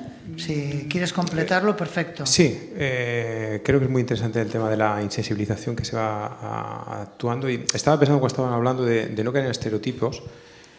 La consellera ha comentado que hay una media de 14 tentativas. En Barcelona, con los números, nosotros como Guardia Urbana, que el 112, el 112, por protocolo, las entradas por tentativas les entra a Guardia Urbana y a los consumados a Mossos d'Esquadra. Eso simplemente lo pongo como información. Y ha sido un tren que nos pasó en 2021, y la realidad es como un tren, o nos subimos o nos arrollaba en aquel momento. Es decir, de golpe pasamos a tener una media de 3 intervenciones a tener 11 llamadas diarias por tentativa de suicidios. Y cuando digo que es una realidad, es que una organización, por eso digo que tengo mucha suerte de trabajar en el Ayuntamiento de Barcelona, porque es que nos pusimos las pilas, y vuelvo a enseñar a las compañeras, porque ellas estaban ahí, saben el esfuerzo que se hizo de formar a 3.600 profesionales, que se está haciendo constantemente, y lo decía, en lo del tema de los estereotipos, porque está relacionado con el tema de la sensibilización. 11 llamadas diarias. Yo he estado, por ejemplo, jefe de servicio una tarde que me ha tocado de guardia, y te van entrando por emisoras una tentativa de suicidio en tal sitio. No sé si decir afortunadamente, porque los adjetivos son muy traidores. Quiero decir afortunadamente, suelen ser tentativas por el tema de consumo de pastillas, de medicamentos, con lo cual el margen que tenemos de respuesta es casi más elevado que en otros correcto, casos. con precipitados, metros, cosas así. Casi el 70%, no quiero poner números exactos porque tampoco los tengo, pero sí que quiere decir que atendemos 11 llamadas. Significa que casi es muy probable que un miembro de la Guardia Urbana, un compañero o una compañera de la Guardia Urbana, haya pasado o haya tenido que intervenir en esta situación. Y cuando yo digo ya intervenciones, como bien decía, no sé si era la consellera, son personas, son núcleos familiares. Es mínimo que haya 4 personas, son 45 o 50 personas afectadas diariamente por esta problemática. Y siempre digo, si lo multiplicamos por 365 días del año, me salen más canas y se me cae más pelo del que se me cae normalmente, porque empieza uno a ver que el fenómeno, como antes decía, ¿no? El abismo cada vez es más grande.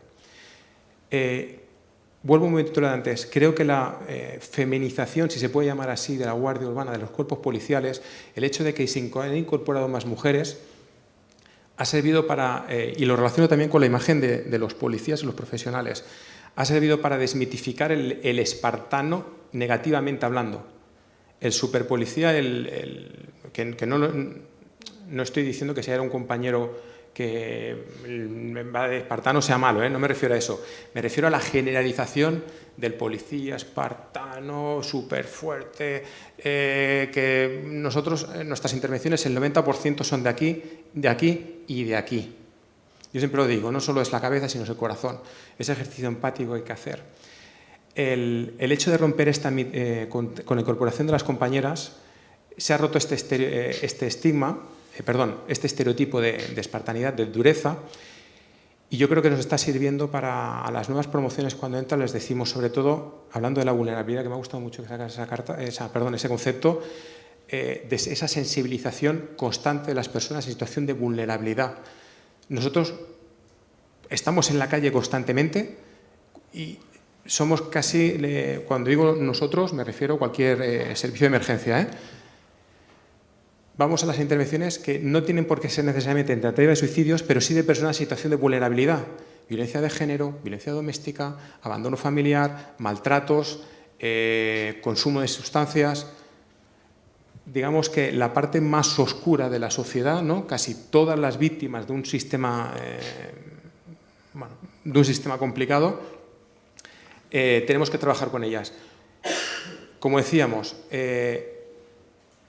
siempre decimos, por favor, no dejéis de escribir, no dejéis de informar, no penséis que lo que estéis haciendo, cuando vayáis a una intervención, no deis nada por supuesto, porque no hay nada peor que el irte a casa con la sensación de, bueno, mañana escribiré, te llegan las novedades y esa sensación de vacío es que se te hiela el alma, os lo juro, es una sensación de frío en el alma, decir, ostras, ¿por qué no escribiste?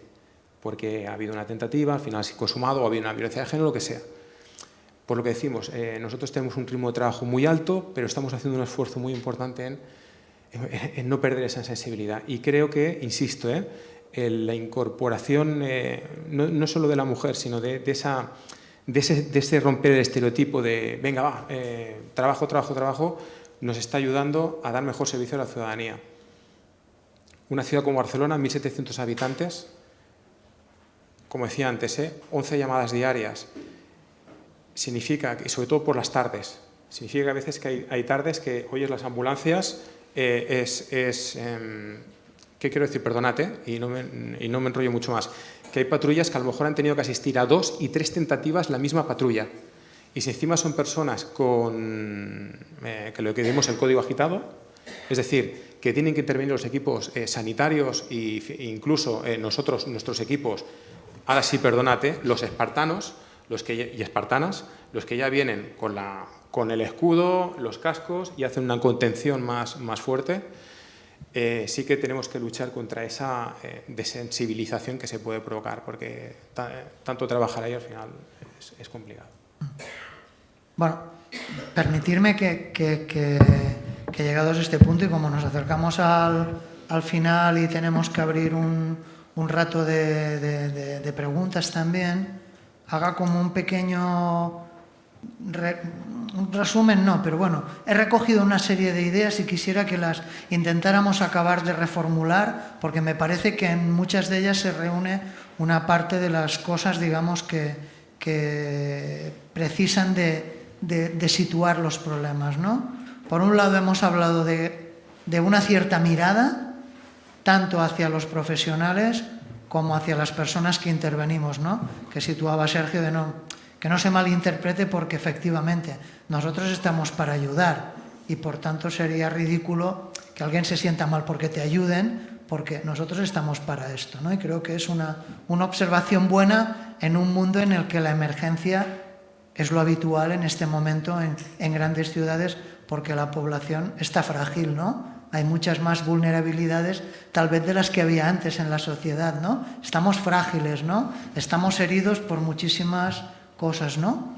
Otra cosa que me parece fundamental, ¿no? Y que creo que en los servicios de atención pública en general se está produciendo son los riesgos de burnout, ¿no? De quemarse, y por tanto las ideas que apuntabas de rotación y espacios de cambio del rol para facilitar que eso permita una mayor continuidad en la no desensibilización de los profesionales, creo que es una idea que os agradeceré si la podemos completar, ¿no? Otra cosa que parece una obviedad, ¿no? Pero que aparece siempre, ¿no? Esa formación, aunque sea entre iguales, pero que vaya a romper los estigmas o las ideas preconcebidas sobre lo que supone el rol de un determinado servicio de emergencia, ¿no? Claro, hablamos de bomberos y todos pensamos en calendarios.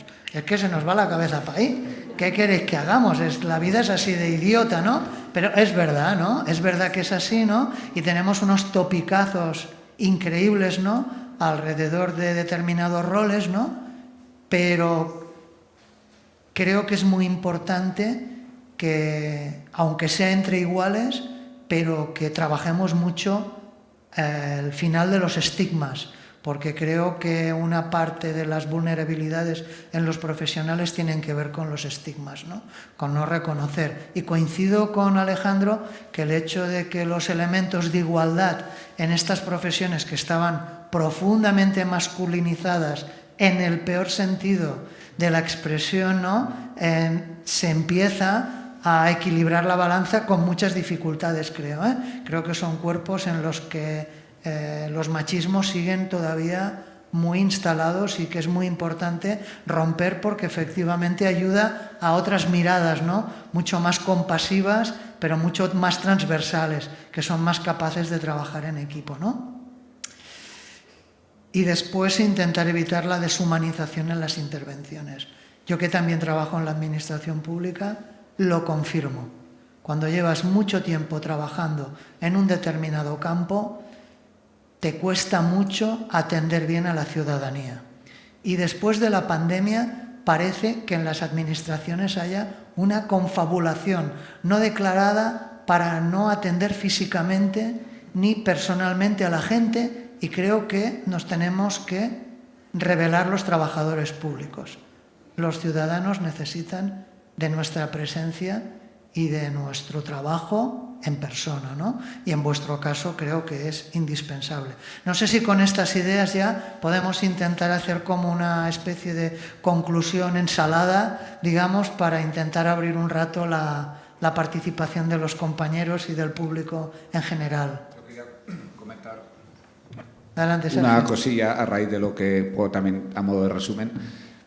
Creo que es importante, sobre todo por parte de los especialistas en salud mental, hablando de lo que es el riesgo, ¿no?, de afectación emocional de los intervinientes, valorar cuando a un interviniente se le plantea dar la baja por una afectación emocional, la repercusión que va a tener en esta persona privarle del puesto de trabajo, cuando en muchas ocasiones hablamos de puestos de trabajo que son vocacionales y que en muchos casos también es un propio factor de protección, trabajar.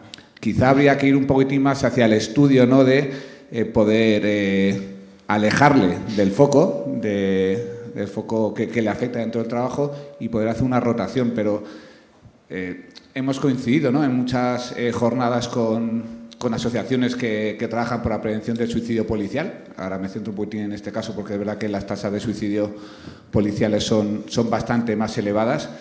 Entonces, el hecho de quitarle el arma a un policía no tiene por qué implicar o no debería tener que implicar que se le retire del puesto de trabajo, porque muchas veces ese puesto de trabajo es el ambiente donde él se siente seguro, donde se siente realizado, y quizá privarle de ese puesto de trabajo pueda incrementar gravemente su riesgo de consumar, si tiene conducta suicida, consumar el suicidio.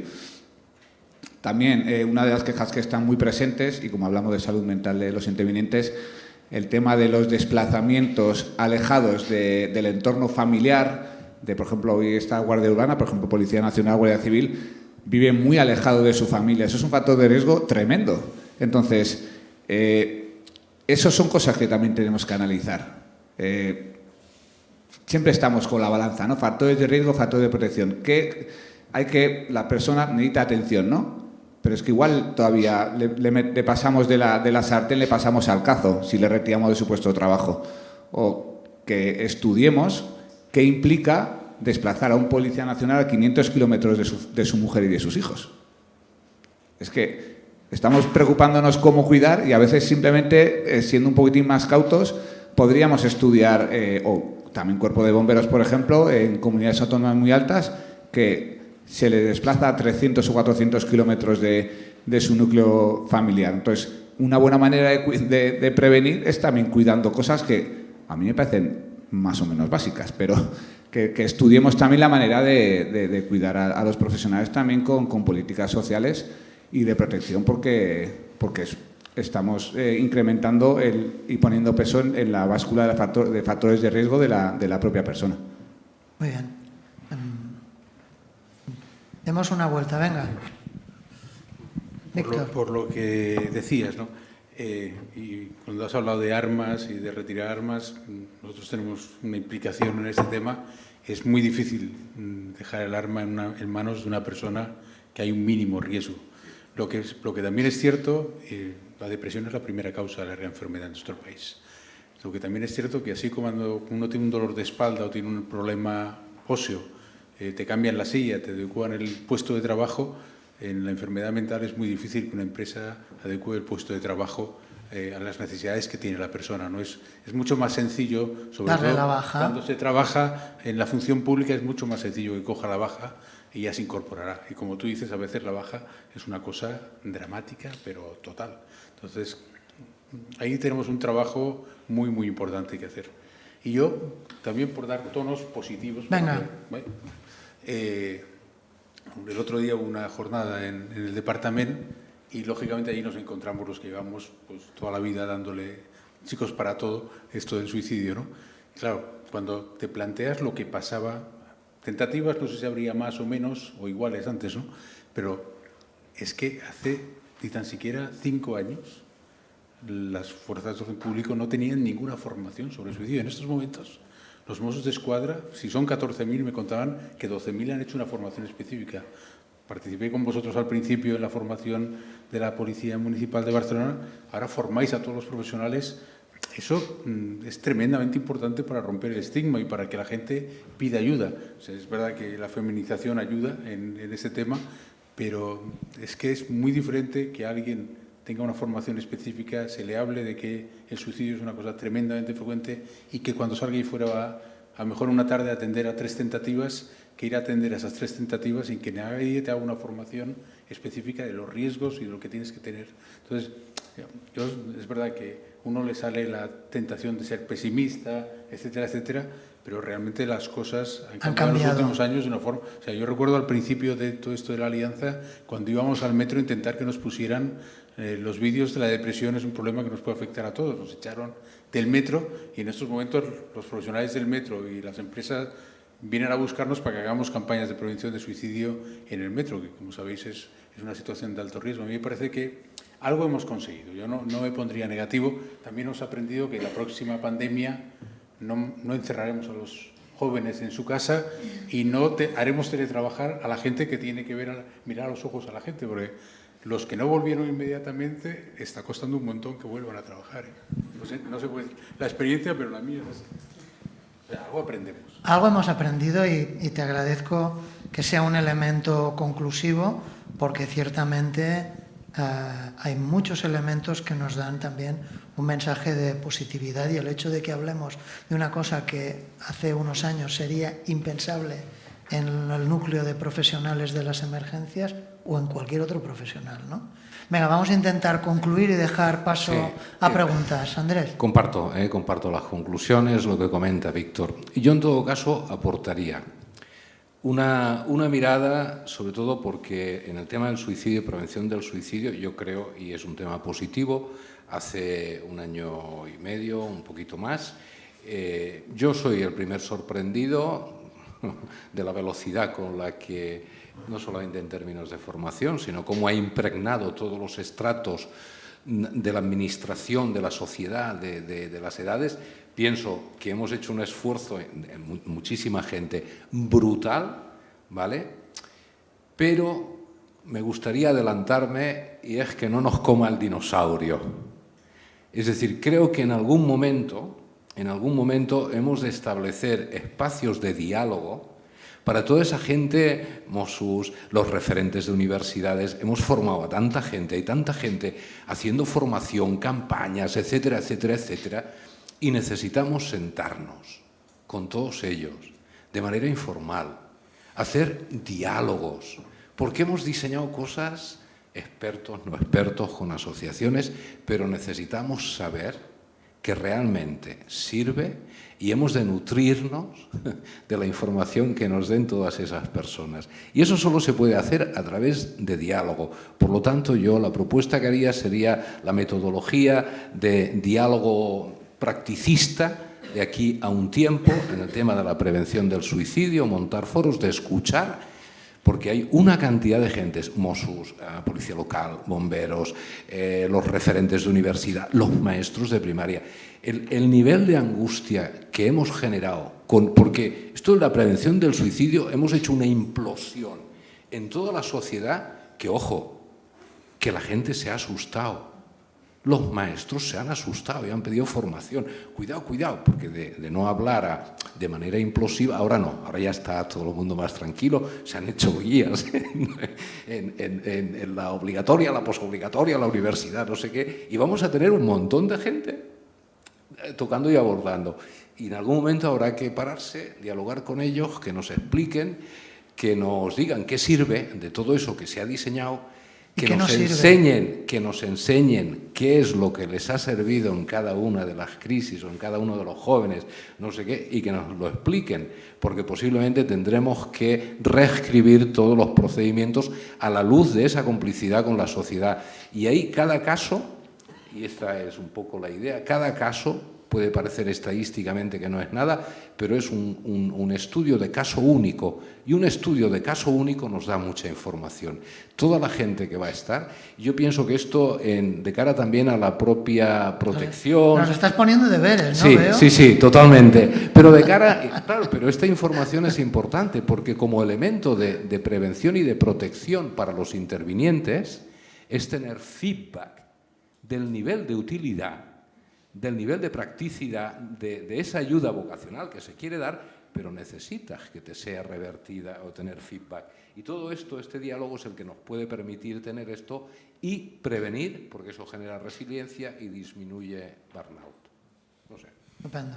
Creo que quedan 2 minutitos, 1 minuto, y abrimos el diálogo. No sé si queréis completar alguna cosa y abrimos las preguntas del público. Solo una reflexión final que me ha venido ahora es que Guardia Urbana es una de las 237 policías que hay en Cataluña, aproximadamente, o 270 algo, perdónate, no tengo el número, son 200 y pico.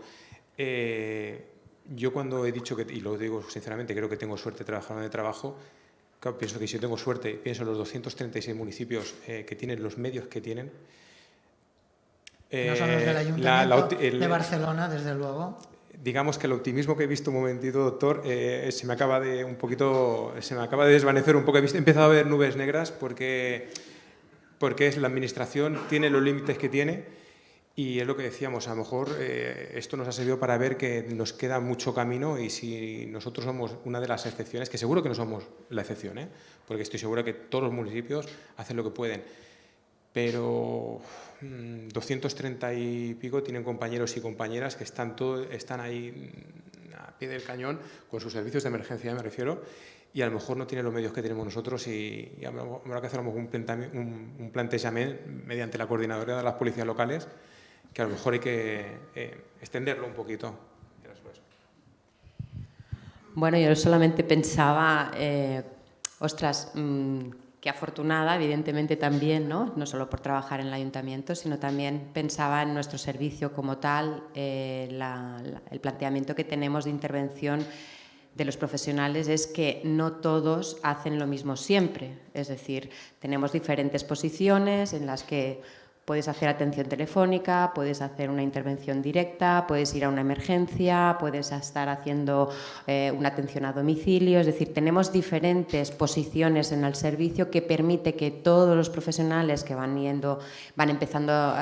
empiezan los turnos, van cambiando. Es decir, tiene que haber mucha mala suerte, por ejemplo, para que te toquen 2 posiciones muy seguidas de emergencia y tengas que estar interviniendo en 2 suicidios o 2 intentos de suicidio que ha derivado en una activación para atender a lo mejor a los familiares que han estado en el impacto, ¿no? del intento de suicidio. Claro, esto también pienso que a lo mejor no es extrapolable, evidentemente, a otros servicios de intervención, pero sí que son mecanismos también de prevención, porque si tú hoy estás en intervención telefónica, ya sabes que no vas a salir a una emergencia, ¿no? Y entonces en ese turno tú estás como muy focalizado en la atención telefónica, que van a pasar muchas cosas y muchas de ellas también seguramente van a implicar que tengas una carga a nivel de trabajo importante, pero es diferente y entonces también eso permite pues que bueno, esa rotación, ese conocimiento del equipo o de tus compañeros en otros lugares, de esa posición de tu lugar de trabajo,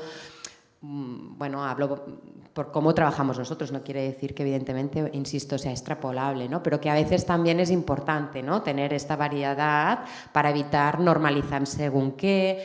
También es importante porque te da la posibilidad de conocer a tus compañeros en otros momentos y en otros aspectos, y esta idea que yo planteaba de decir el trabajo en equipo, el poder también conocer al otro, el poder tener una visión un poco más allá, una mirada más allá, esto también ayuda, enriquece, porque si solo haces más, no quiero decir lo mismo, pero estás muy focalizado, y estupendo que haya especializaciones, porque realmente si no, no tendríamos. Pero bueno, dentro de la especialidad nosotros somos bastante polivalentes dentro de nuestro, y eso también pienso que es un plus a tener en cuenta. O como poco también, por ejemplo, el hecho de que un jefe de turno pueda ver a ese profesional con esa mirada diferente, ¿no?, decir en qué punto está, también enriquece el poder saber que a lo mejor esa posición no la tiene que volver a repetir. Es decir, si tú has hecho una intervención en la que has hecho lo que has hecho y sé que tienes un turno mañana de emergencia y te has quedado un poco tocado, pues te lo cambio y te pongo en atención telefónica. Quiero decir que en pequeño comité seguramente será más complicado si tienes, son tres, pues son tres, es decir, aquí habrá una dificultad añadida, evidentemente, pero en estructuras que somos más mayores, ¿no? Bueno, a lo mejor a veces es pensar si hay maneras de hacer diferente. Nosotros en este sentido podríamos haber optado por un modelo de que siempre los mismos hagan emergencias, o que haya solo un equipo de emergencias, solo un equipo de tal y solo se dediquen a eso. Bueno, pues no. Ponía como un ejemplo, como también hay a veces que pensar diferente, ¿no?, para a lo mejor buscar alternativas diferentes. Muy bien. Bueno, muchas gracias. Creo que ha sido una mesa muy interesante. No vamos a poder dar palabra a la gente que está en online, digamos, porque hay muchísima más participación de la que habíamos previsto, pero si os parece bien, abrimos un turno de consultas para las personas que quieran participar.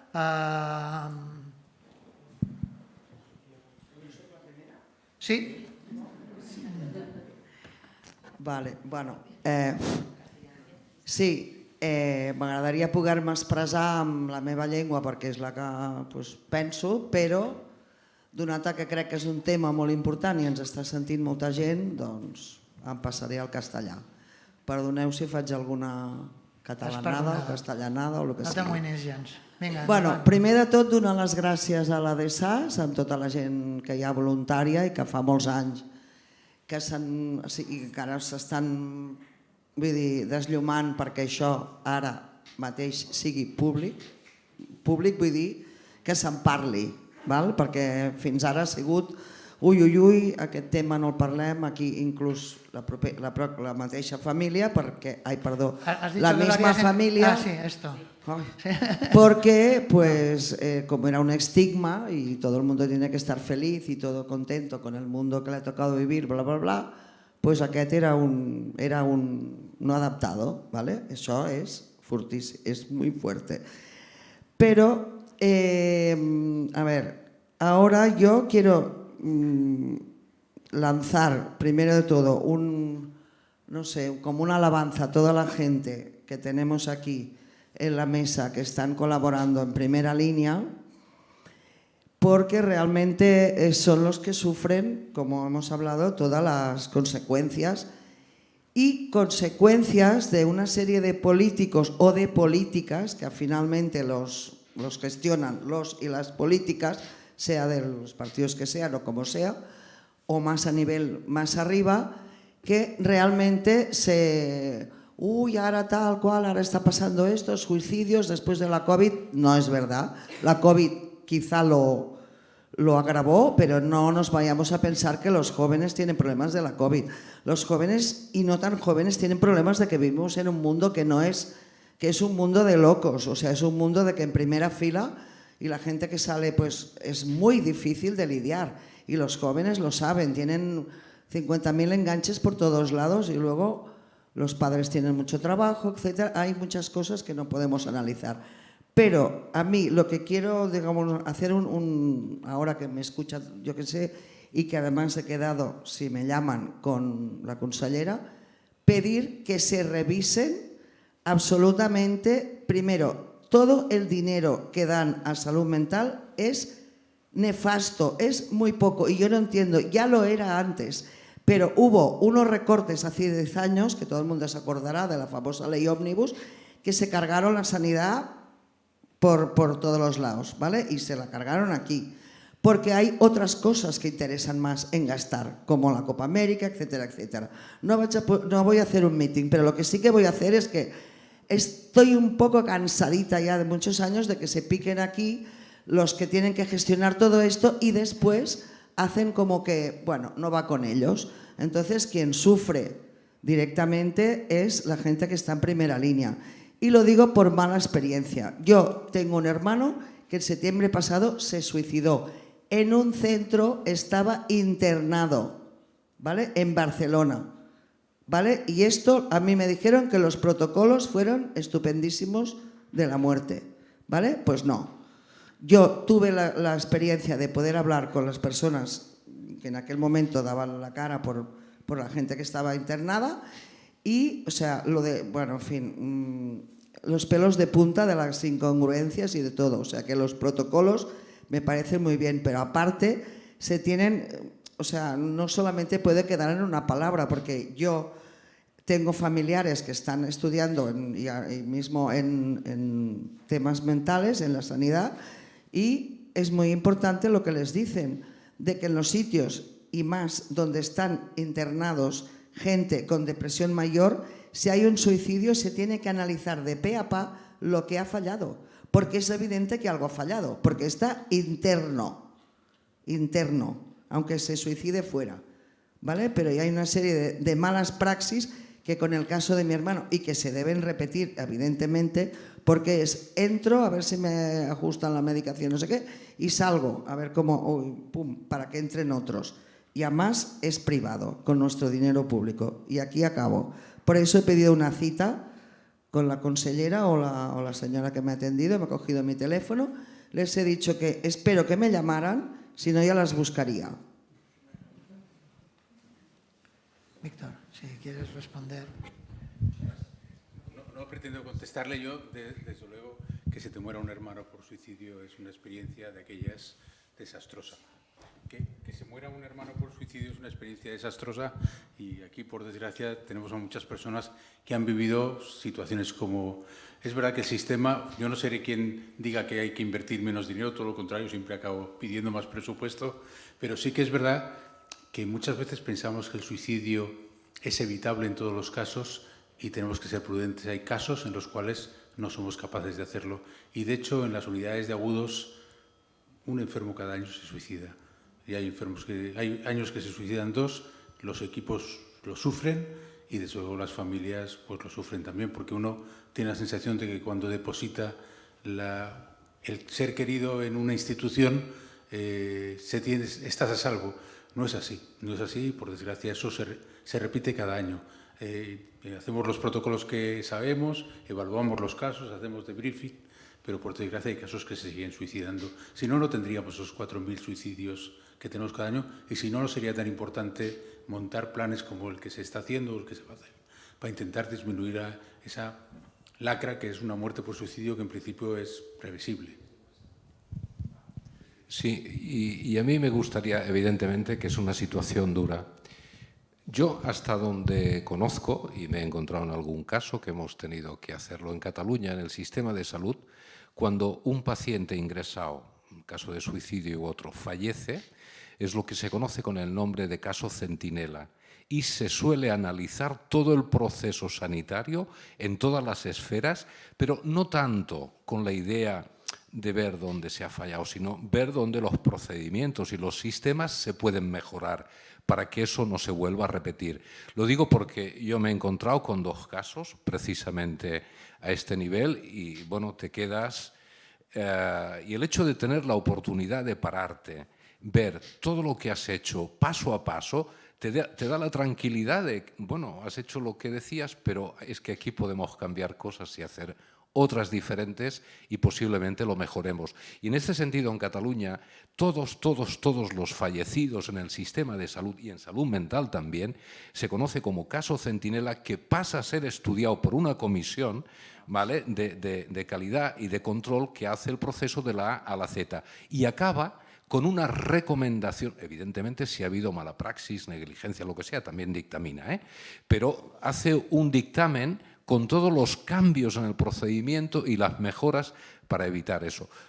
Todo es mejorable, evidentemente, pero en ese sentido yo creo que hemos de estar hasta cierto punto. La experiencia es dolorosa que ocurra y siempre uno pensará que no tendría que haber ocurrido, es un tema doloroso. Pero como decía Víctor, ocurre, ¿no? Y todo lo que podamos mejorar, pues fantástico. Y a veces pues el hecho de aportaciones como la que comentas tú, pues nos ha de hacer estar a todos más pendientes y más vigilantes, ¿eh? Buenas tardes. Mi caso es muy parecido. Mi hija también se suicidó estando en una institución como Ita Urgell. Había estado primero ingresada en Argentona con otras 2 tentativas anteriores. Nunca me ha constado ni me han dicho nada de que hubieran hecho algún proceso. Todo lo contrario, se negaron hasta incluso a darme el expediente médico de mi hija. O sea que yo no sé cómo funcionan las instituciones. A mi parecer, funcionan muy mal, muy mal. Ni nunca tuve el apoyo, ni las respuestas, ni este proceso que tú estás diciendo de... No sé, ya te preguntaré luego el nombre. Deciros también, me gustaría que al psiquiatra, al doctor... Víctor Pérez. Víctor, comentarte que te he oído hablar también de la medicación que se está usando, saber ¿qué opinión es la tuya referente al tipo de antidepresivos y antipsicóticos que se les da a los jóvenes en su primer periodo cuando tienen tentativas de suicidio? Yo creo que son agravantes. ¿Podría ser? Sí, pero lo que sí te aseguro es que los clínicos que valoran a estas personas que tienen un problema de salud mental, lo que hacemos es sistemáticamente hacer un diagnóstico y poner el tratamiento más adecuado, que habitualmente son antidepresivos o de los clásicos o de los más modernos. Pues ahora hay una serie de antidepresivos que probablemente acabarán teniendo la indicación de prevención de suicidio. La realidad es que cuando, esto no es una cosa nueva y esto está en discusión continuamente, cuando se ha dejado de dar, de hecho hace unos años, hace un par de décadas, en Estados Unidos se prohibió dar medicación en adolescentes, se prohibió dar medicación antidepresiva en adolescentes y al cabo de unos años tuvieron que echar marcha atrás porque había aumentado las tasas de suicidio en adolescentes. Otra cosa es que haya casos, como el caso desgraciado de la compañera, que acaben mal, es verdad. Y no te digo que no tengan que ver nada la medicación, puede haber casos y de hecho los antidepresivos al principio, los primeros días de cuando se da antidepresivo, puede haber una complicación que es el aumento de las ideas suicidas y que hay que estar muy atento.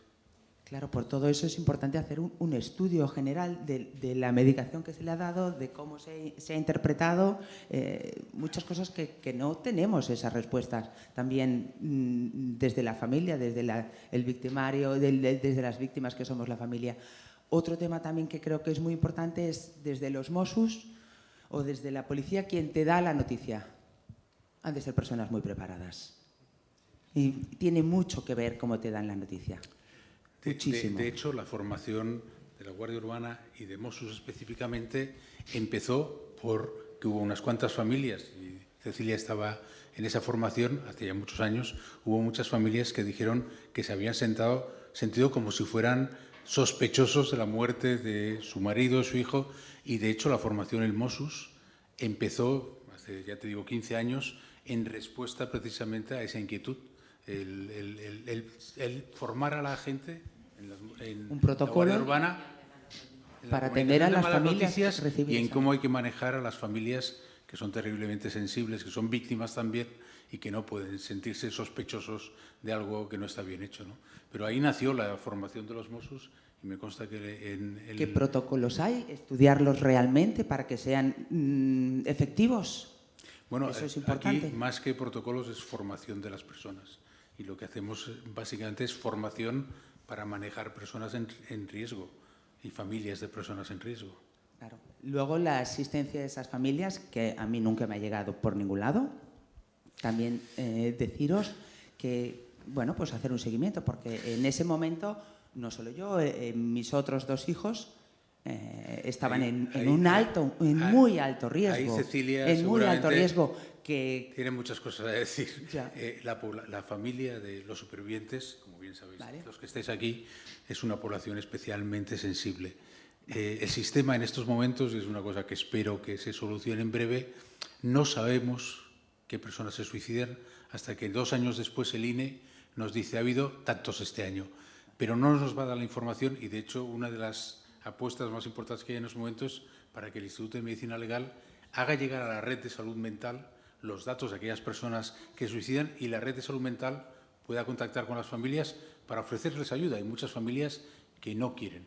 Pero es que esto que tú me dices, que es tan coherente y tan de sentido común, no tenemos la información para hacerlo. O sea, o la familia se acerca al sistema o el sistema no sabe cuando alguien se ha suicidado, por desgracia. Bueno, mi caso, mi hija se arrojó al metro, con lo cual me lo contaron los Mossos, ya os digo. No sé qué sistema más se necesita. Básicamente un sistema de alarma que tendremos, pero que ahora no tenemos. O sea, esa información pues, llegó a los Mossos, pero los Mossos no nos la pueden transmitir por cuestiones legales. Vale. O sea, espero que esto se arregle, de verdad. ¿Sabemos? Espero que en un año tengamos capacidad de hacer eso. Perfecto. Pero ahora no. Sí, puedo ayudar. Otro tema muy importante. Soy presidenta de una asociación de abuso sexual infantil. Perdona un momento, por favor. Estamos fuera de tiempo. ¿Alguien más va a pedir alguna pregunta para que lo podamos calcular un poco cómo va a ir la cosa? ¿Alguien más quiere participar? ¿Sí? Vale, lo digo porque seas lo más breve posible. Vale. ¿Sí? Quería saber cuántos de vosotros os adelantaríais a darme un porcentaje de abuso sexual infantil y suicidio. Lo que sabemos en estos momentos que ese es el factor más relacionado con la enfermedad mental. Abusos sexuales en infanto-juvenil. Multiplica por 10, por 15 los ratios de enfermedad mental o de la toma de antidepresivos, por ejemplo, y de hecho es una magnífica ventana para prevenir. Hi ha dues paraules Gracias. més. Muchas gracias. Os ruego brevedad, por favor, para que podamos regular el horario lo máximo posible. Es una pregunta al señor Víctor. Es sobre los efectos secundarios de la medicación psiquiátrica y por qué la gente pues, deja a la que pase un periodo de tiempo, deja el tratamiento de salud mental. Yo te diría que la gente de salud mental deja el tratamiento, dejamos los antibióticos, dejamos la medicación para la tensión. Yo diría que el ser humano tiene una tendencia que cuando se encuentra bien deja la medicación. Además, en el caso de los psicofármacos hay que tener en cuenta que tienen muchos efectos secundarios, algunos efectos secundarios tremendamente molestos, con lo cual la verdad es que yo hace muchos años que no me cabreo cuando la gente me dice deja la medicación. Intento convencerlos, sí, lo necesitan, que vuelvan a tomarla, pero me parece natural, o sea, forma parte de ser humano y de cómo se adapta a la adversidad. Y es verdad, hay muchos enfermos, hay muchas personas con problemas de salud mental que dejan la medicación, que recaen en la enfermedad mental, hay otros que no recaen y que cuando lo haces un análisis les dices, oye, pero es que esto no tendrías que hacerlo. Es muy difícil, cuando una persona lleva 1 año, 2 años bien después de una depresión, es muy difícil que no intente dejar la medicación. ¿Había otra palabra por ahí? Bueno, muchas gracias. Me ha encantado, la verdad es que es muy interesante ver toda la parte interdisciplinar.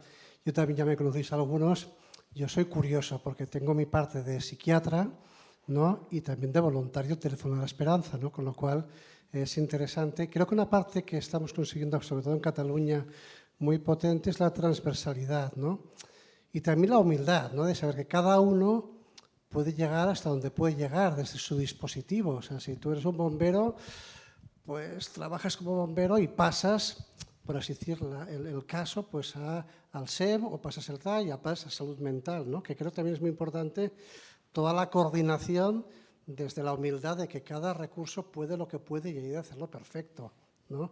Y dentro de esto creo que estamos haciendo unos avances intersociales, si queréis, que creo que está generando, no sé si esto facilita que haya bajado un poquito desde el 22 al 23 la tasa de mortalidad en suicidio, pero bueno, que yo creo que que estamos por buen camino, pienso yo, ¿no? Aunque es verdad que cada caso que sucede es trágico y cuando en tu propio papel como profesional todos sabemos lo que nos afecta, ¿no? Pero bueno, gracias por la mesa, ¿eh? Yo esa bajada, cuando llevemos 5 años bajando, A eso. Entonces lo celebramos. Lo compro yo también. Pero de momento lo vamos Por ahora a poner en, seamos entre prudentes comillas. con las cifras porque a veces tienen mucho peligro hasta las bajadas. ¿Hay alguna persona más que quiera participar? Bien, si no es así... Sí, perdona, Sergio. Es que me he quedado antes preocupado por No. una aclaración que me ha hecho Víctor y me fío muchísimo de su criterio, entonces he entendido que no me he explicado bien con el tema de la retirada del arma al personal policial.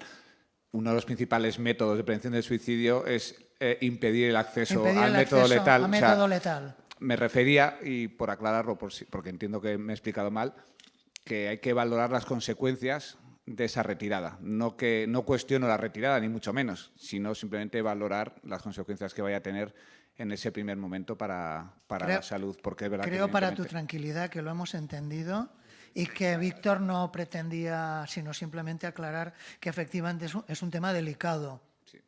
Creo que igual que es peligroso un arma, es peligroso tener acceso a medicamentos.